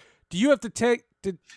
He didn't have it when he signed the contract. It's so funny that you say that, because my lady and I, we were just having that conversation on the legality of it. She's taking a nap right now. She's taking a nap. Okay. But no, we just had that conversation because she works in FMLA type, business structure. So she's like, in the general sense, you can't ask that as an employer. So is there ever an opportunity where a long form, high monetary contract could in fact force you to have to reveal that information? And if not, will that change? Will this be something that sparks a necessity for change as businesses are investing? And I'm sure that's how they'll put it. They're investing in individuals, and they have to make sure that they have a longevity of that return on investment. Now, it would be foolish to suggest that he obviously has made more than enough money than what he quote unquote was paid. I'm certain. Oh, I'm sure.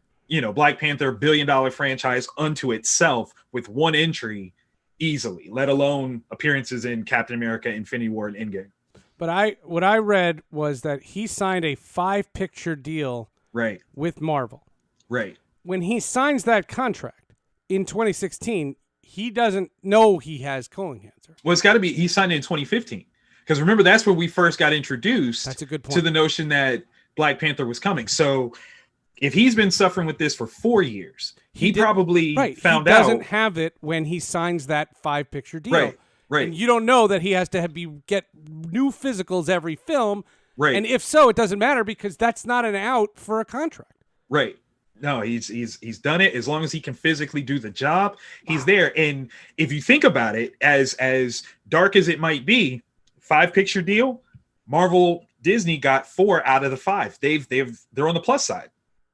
They're automatically on the plus side. The only one that they didn't get would have been Black Panther 2. So he's satisfied 4 out of 5. So okay. I would think, in a legal sense, not a lot of push. But that raises another question. And again, no one is disputing the tragedy of the whole thing. Oh, far from it. No one's talking. We'll talk about his legacy, but you subscribe to this podcast because you ask these questions too. So I'm asking, do you remember when Black Panther came out and they announced the phase after Endgame, the phase 4, and Black Panther wasn't in it? Okay. You and I speculated that was Ryan Coogler, and our evidence was Ryan Coogler in a contract dispute didn't direct Creed 2. Right. So we just assumed, and I'm not going back to listen to past episodes, but I remember this conversation because I had it with you. The idea was we thought that it was Coogler, not Chadwick Boseman, because I remember the 5-film deal. Right. That Chadwick Boseman was under contract, that the problem was Coogler, and they didn't want to do it without Coogler.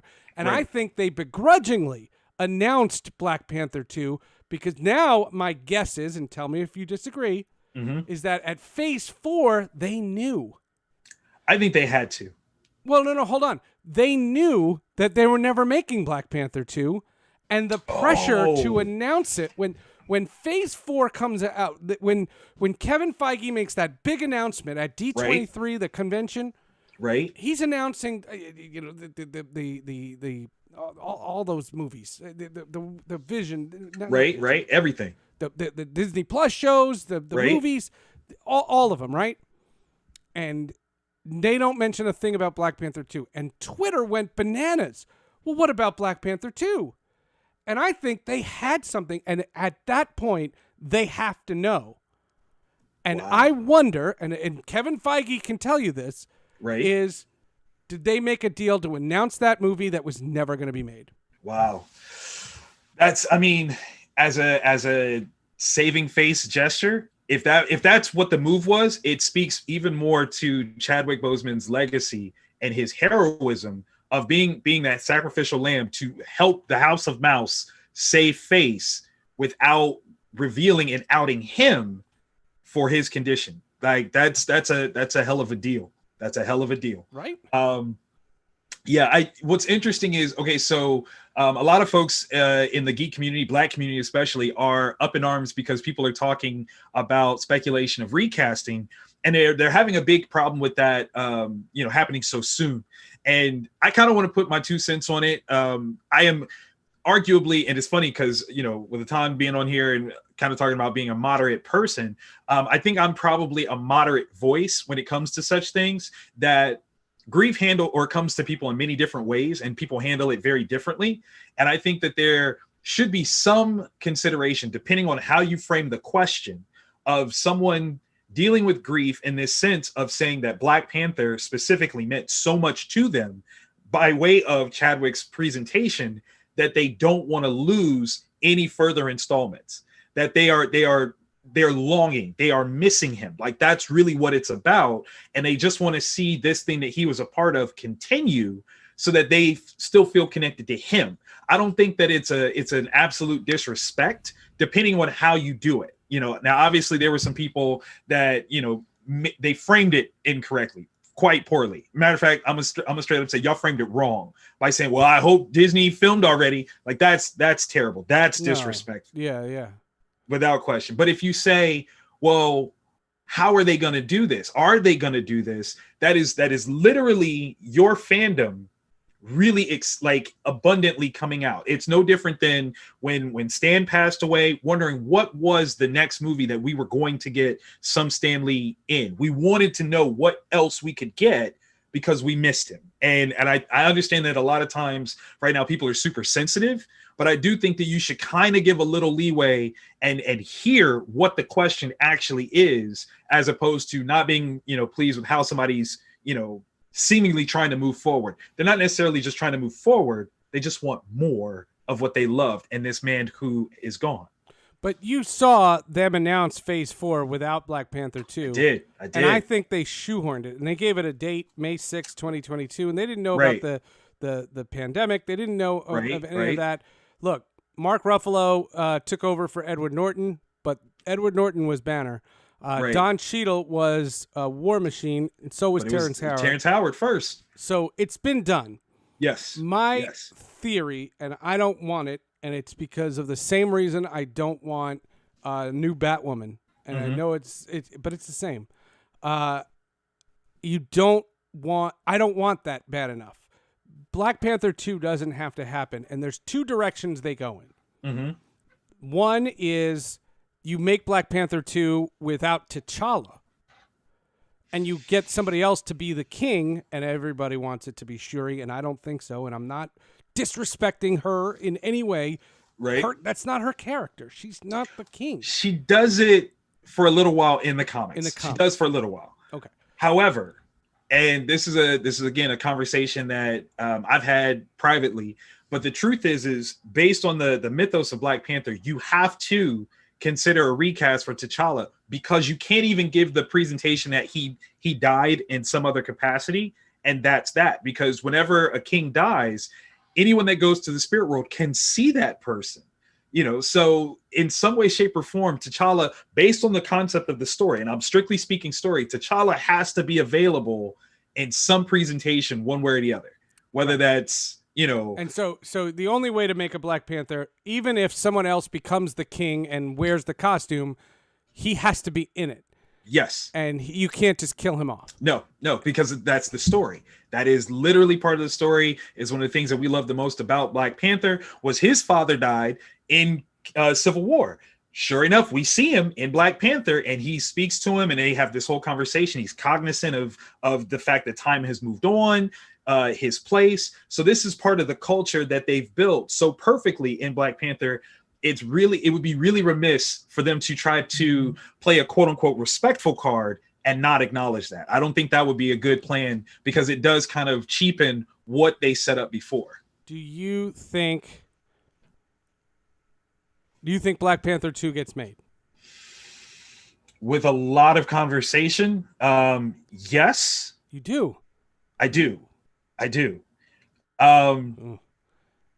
In all actuality, I think the framework for it to do so is actually playing out before our eyes right now. Like, there are things that, I don't want to, you know what? I'm just gonna do it. If Black Twitter comes for me, they come for me. But I'm being honest. So one of the things that I think we're seeing right now is What's yeah, Black it's a Twitter? thing. It's a thing. Don't worry about it.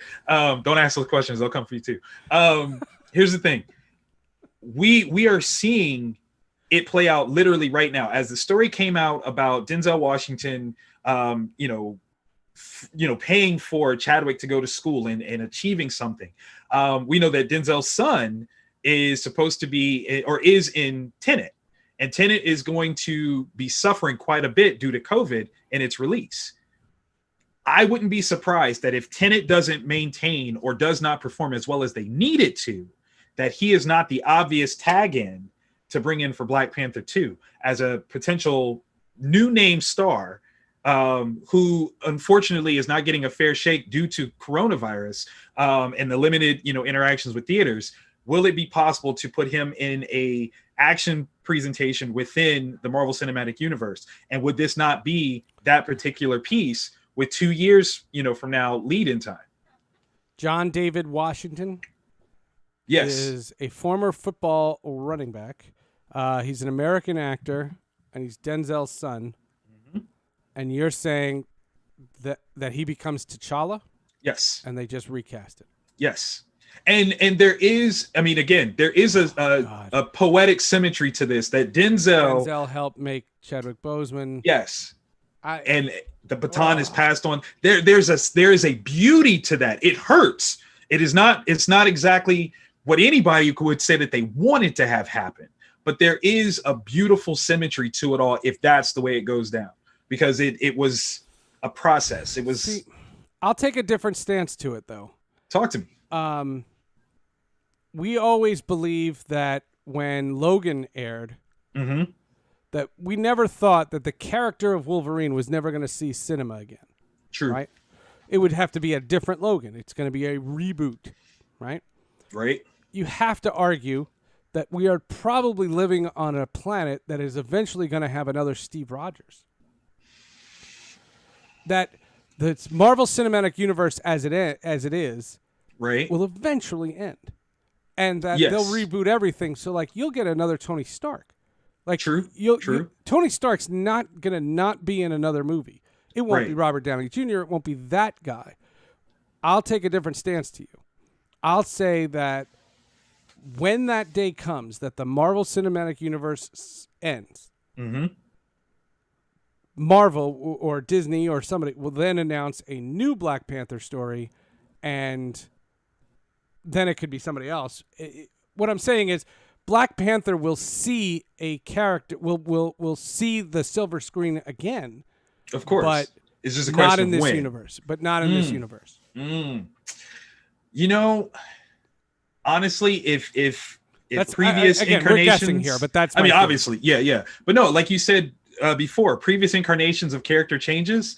I think they would do it within this universe, this context. They did it with Edward Norton and Mark Ruffalo, and they definitely did it with Terrence Howard and Don Cheadle. And I don't see them deciding not to do it.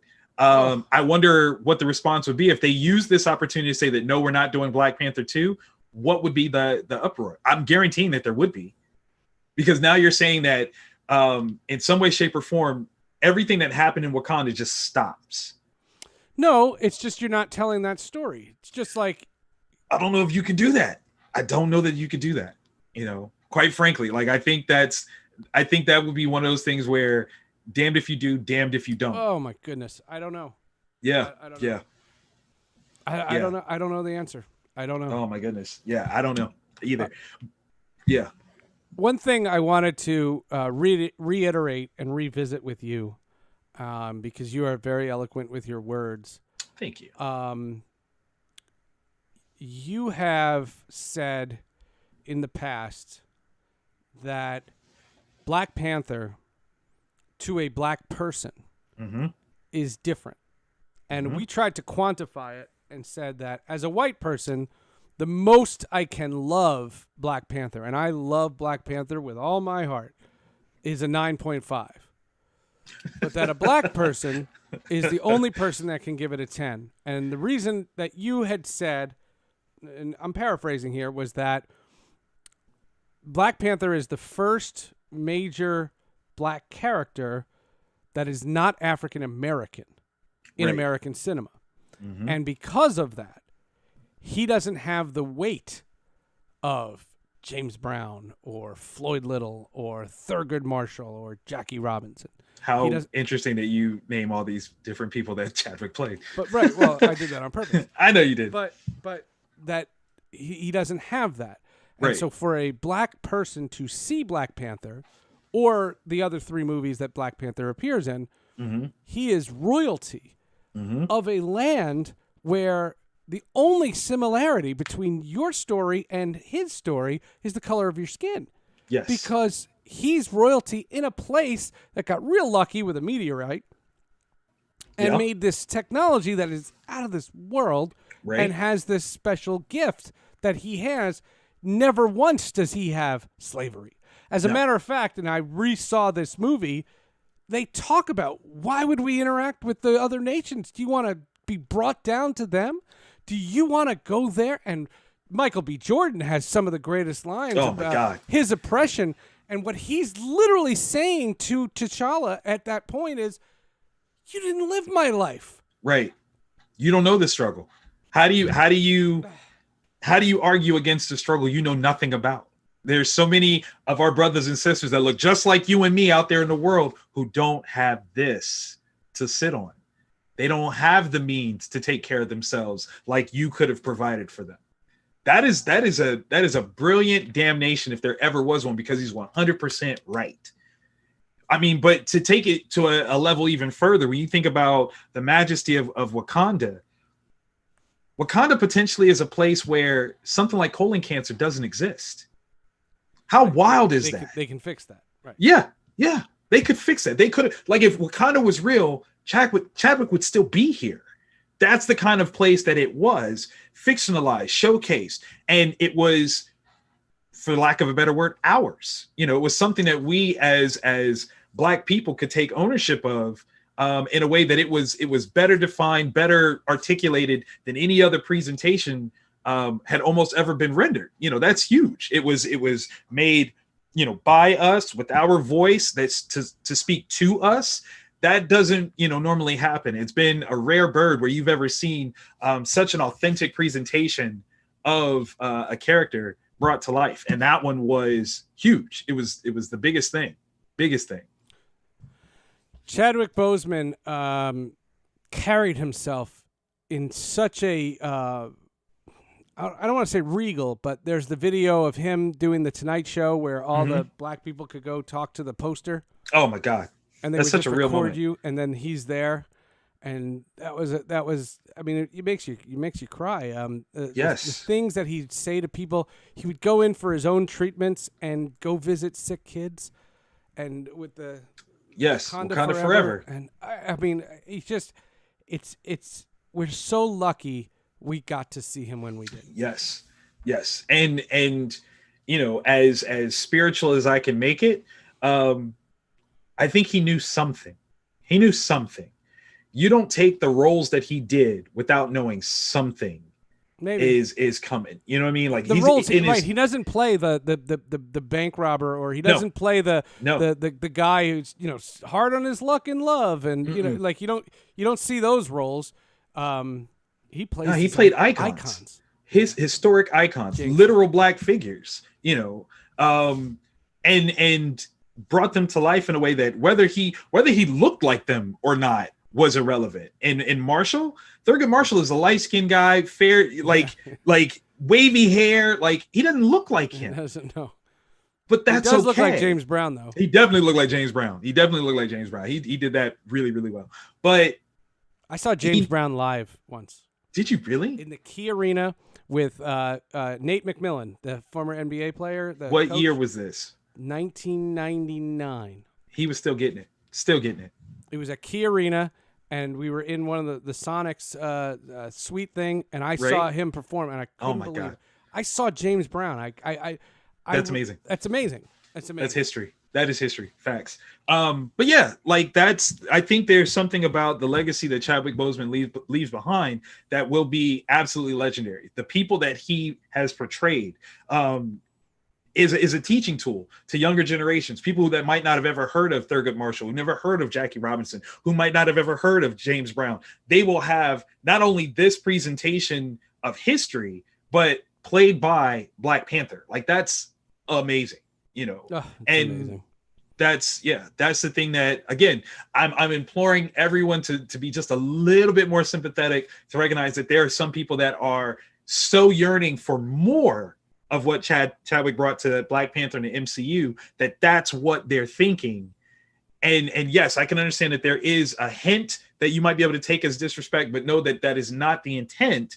It is literally a yearning for more of what he brought to the table, and that is absolutely a good thing. That is, and that's why I moved on from that, because I don't look. We're guessing, but true.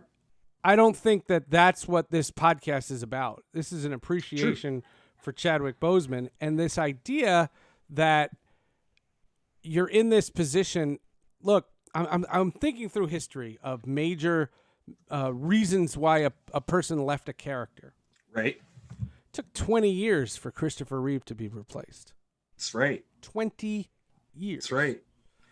And you talk about, 20 years, and within less than 6, they did it again. Right? No, right. I guess it was 7. It was 7 years. Right, they did between Brandon Routh and Henry Cavill. Right. But what I'm saying is, I don't see them. I think Black Panther 2 is indefinitely postponed. And you could blame that on COVID. It's not coming out in 2022. Right. Anyway. With the relaunch dates, yeah. No, I can see that already having been pushed back, and this kind of being, that I don't want to say that nail in the coffin, but that thing that really solidifies that this was, a strategic move on their part. What is Chadwick Boseman's best non-T'Challa role? Oh man, that's hard to say. I have not seen 21 Bridges yet, so I don't know. But A Message from the King, that was dope. Okay, that was amazing. Go see it. Yeah, you got to check that one out. That was really good. I think I want to go back and see stuff I didn't see. Yeah. The one thing I'll say about his Marvel stuff is his best moments could be in the other 3 movies. I could see that. You meet him and he loses his father, right, in Civil War, and then when you learn about his character, when he doesn't kill, what's his name? Bucky. Yep. Or no, Zemo. Zemo. Yeah. Right, Zemo. When he realizes how much he empathizes with him, that was great. In the Black Panther film, when he finds out that they left the boy in Oakland, all of you were wrong. And he's just and the anger he shows. And, yes, and you felt it. Oh my God! And then he goes through that experience in that movie, and you're brought to tears. And then they decide to bring the fight to Wakanda in Infinity War. And when he says, "Get this man his shield," and it's just like he takes charge. 100%. Just says, "We got this. We're on it. This is what a leader does," and it's brilliant. And the look, and I said this before, the look, because if you remember, 2 hours of Endgame go on before the feather guys come back, right? Yeah, I'm still calling them feathers. I'm not mad at it. I know. I'm that's been a gag for 4 years now. I'm not giving it. Not 4 years. It's only been a year or 3. No, 3. 3 years. Two. Fine. 2. It's only 2 years. 18. 2 years. 2018. Yeah. Right. Yeah. No. When did Infinity War come out? That's 18. No, Endgame came out in Endgame came out 19. Oh. Look, that's how long 2020 has been. Okay, you get totally forgiven for that. Fine, I'm not taking that out. I don't care. I'll earn it.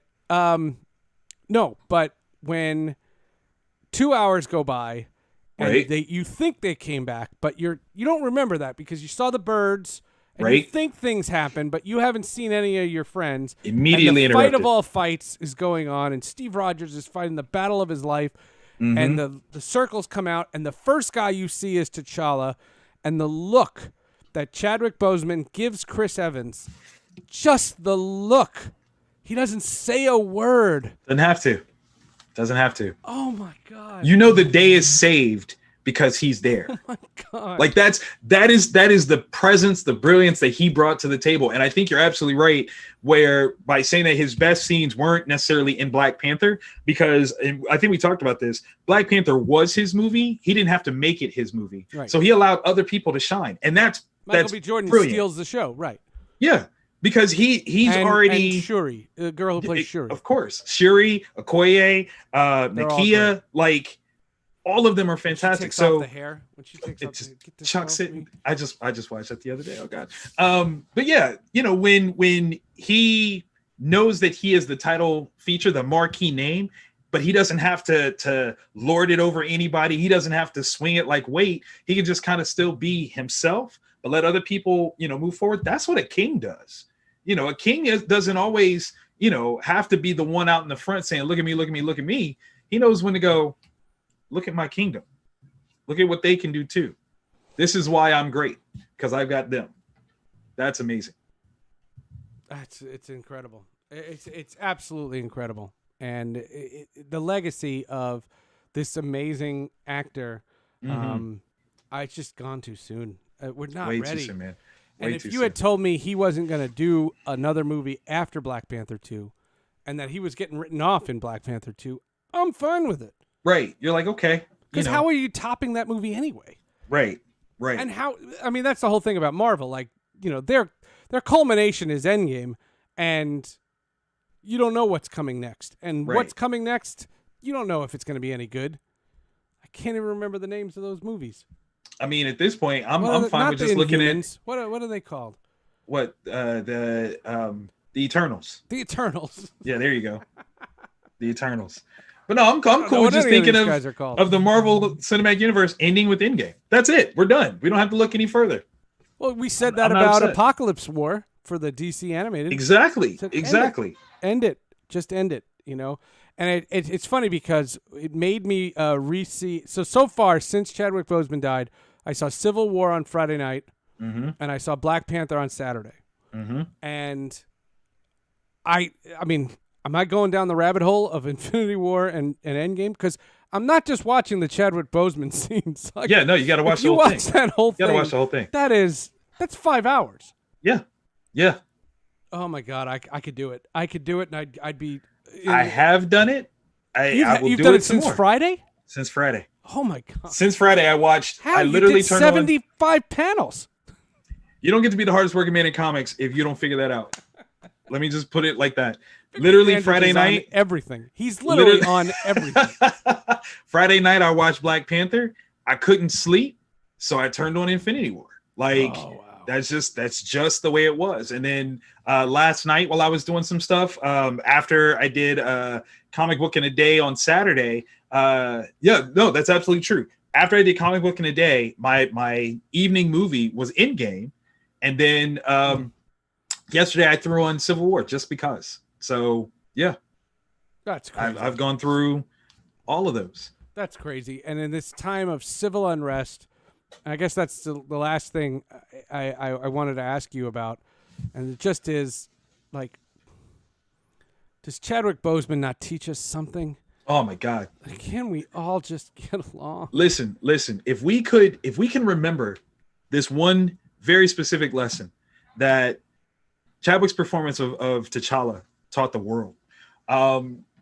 The thing that really showed how deep of an impact T'Challa and Chadwick's portrayal of him made was when you see little white kids, boys and girls, running around, not only saying Wakanda forever, but wanting to be Black Panther. When you can see yourself as a hero that doesn't look anything like you, you have done something very, very important. And if you approach any person that doesn't look like you with the same authenticity of opportunity, of being a hero that everyone has given Chadwick Boseman in that portrayal. You know, there wasn't, you didn't see people being like, oh, I want to be Black Panther. Well, no, you can't do that because, you know, he's Black and you're white, or he's Black and you're not.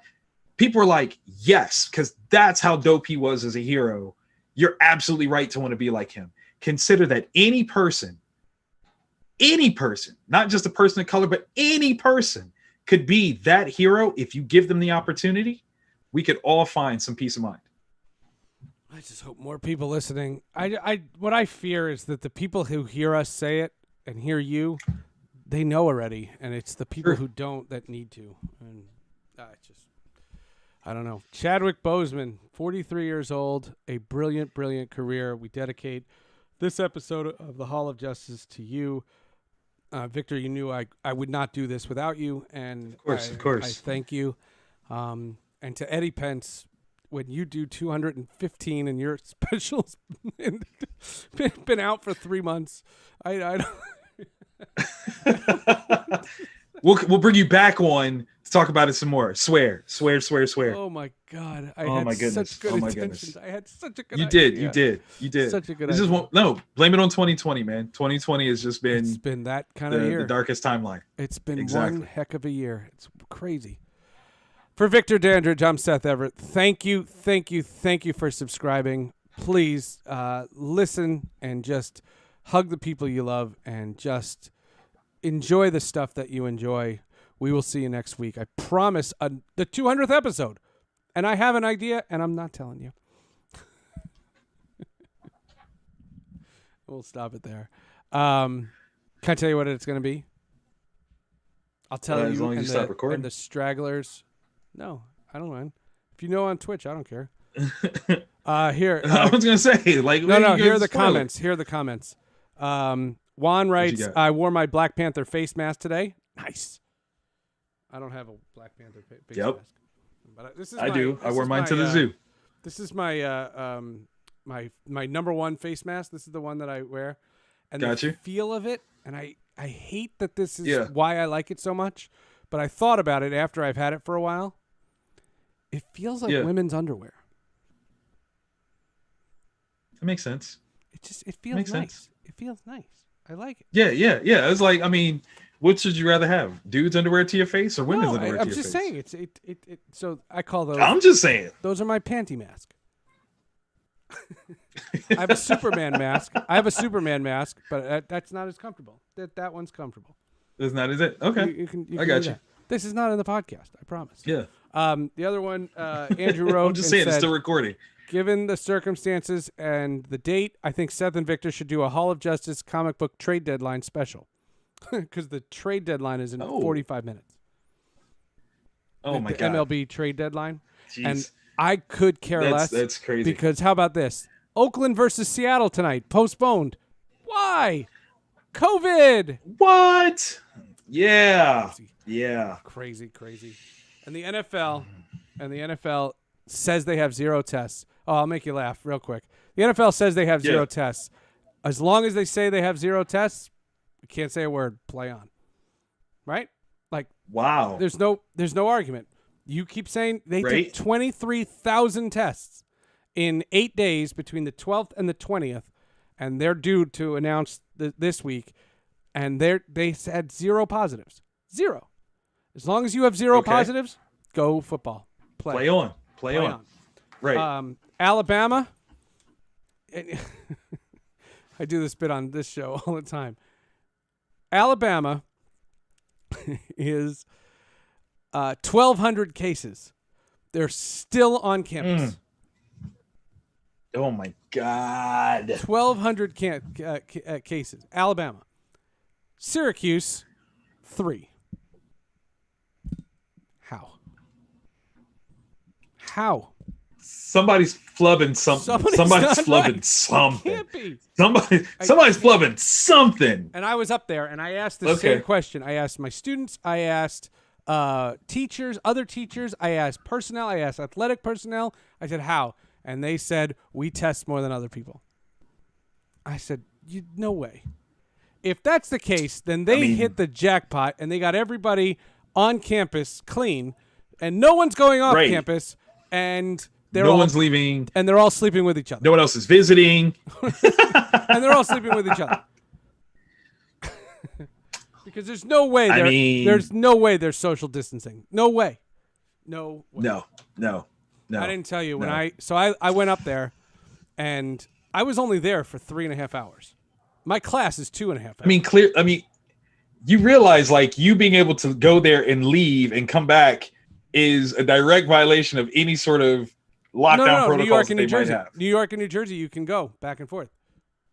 New York. Can you really? Okay, all right. New York and New Jersey, you can go back and forth. And I filled out the questionnaire, so I had the little thing on my phone that said I was cleared. Okay. But I left at 11. It takes 3 hours and 20 minutes to get there.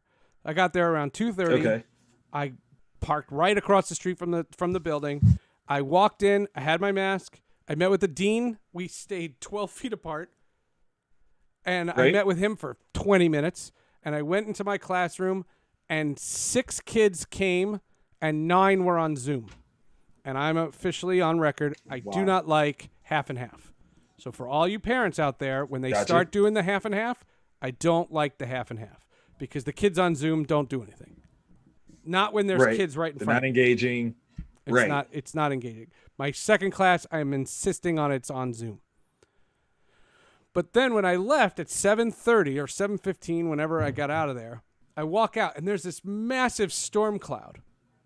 So what my plan was is I was going to drive down like Fraternity Row and to go like by my old house off campus was. I just wanted to see what was going on there, but everybody had run for cover because it was about to pour. Because it was about to. I don't have a. And I said to my students, I said, here in the building, there's strict rules. There's sanitizer everywhere. When I show you the box of, hold on, let me get it.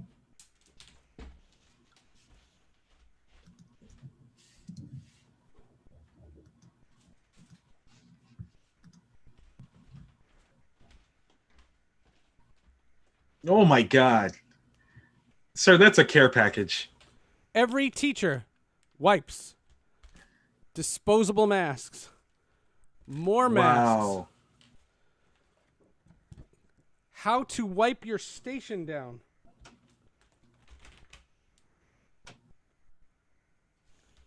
More masks. That is a literal care package. That is crazy. And it came in an orange bag.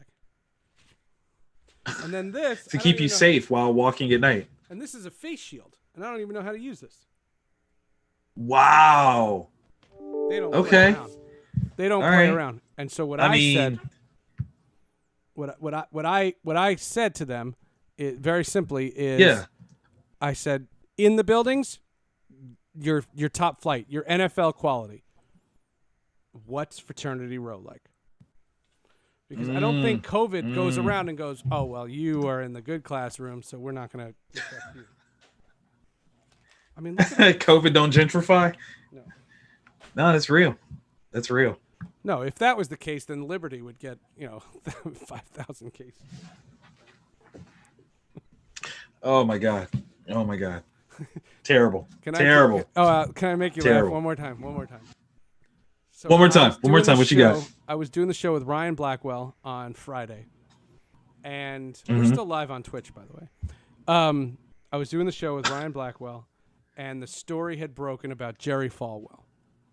Now, Jerry Falwell had to resign at Liberty University because the scandal that he's wrapped up in goes against every one of his principles, and that's why he's resigning. And what I said was, as long as everyone's consenting, if a guy wants to watch his wife do a pool boy, I'm not standing in their way, and I'm not judging. I am perfectly saying that's totally fine. Go for it.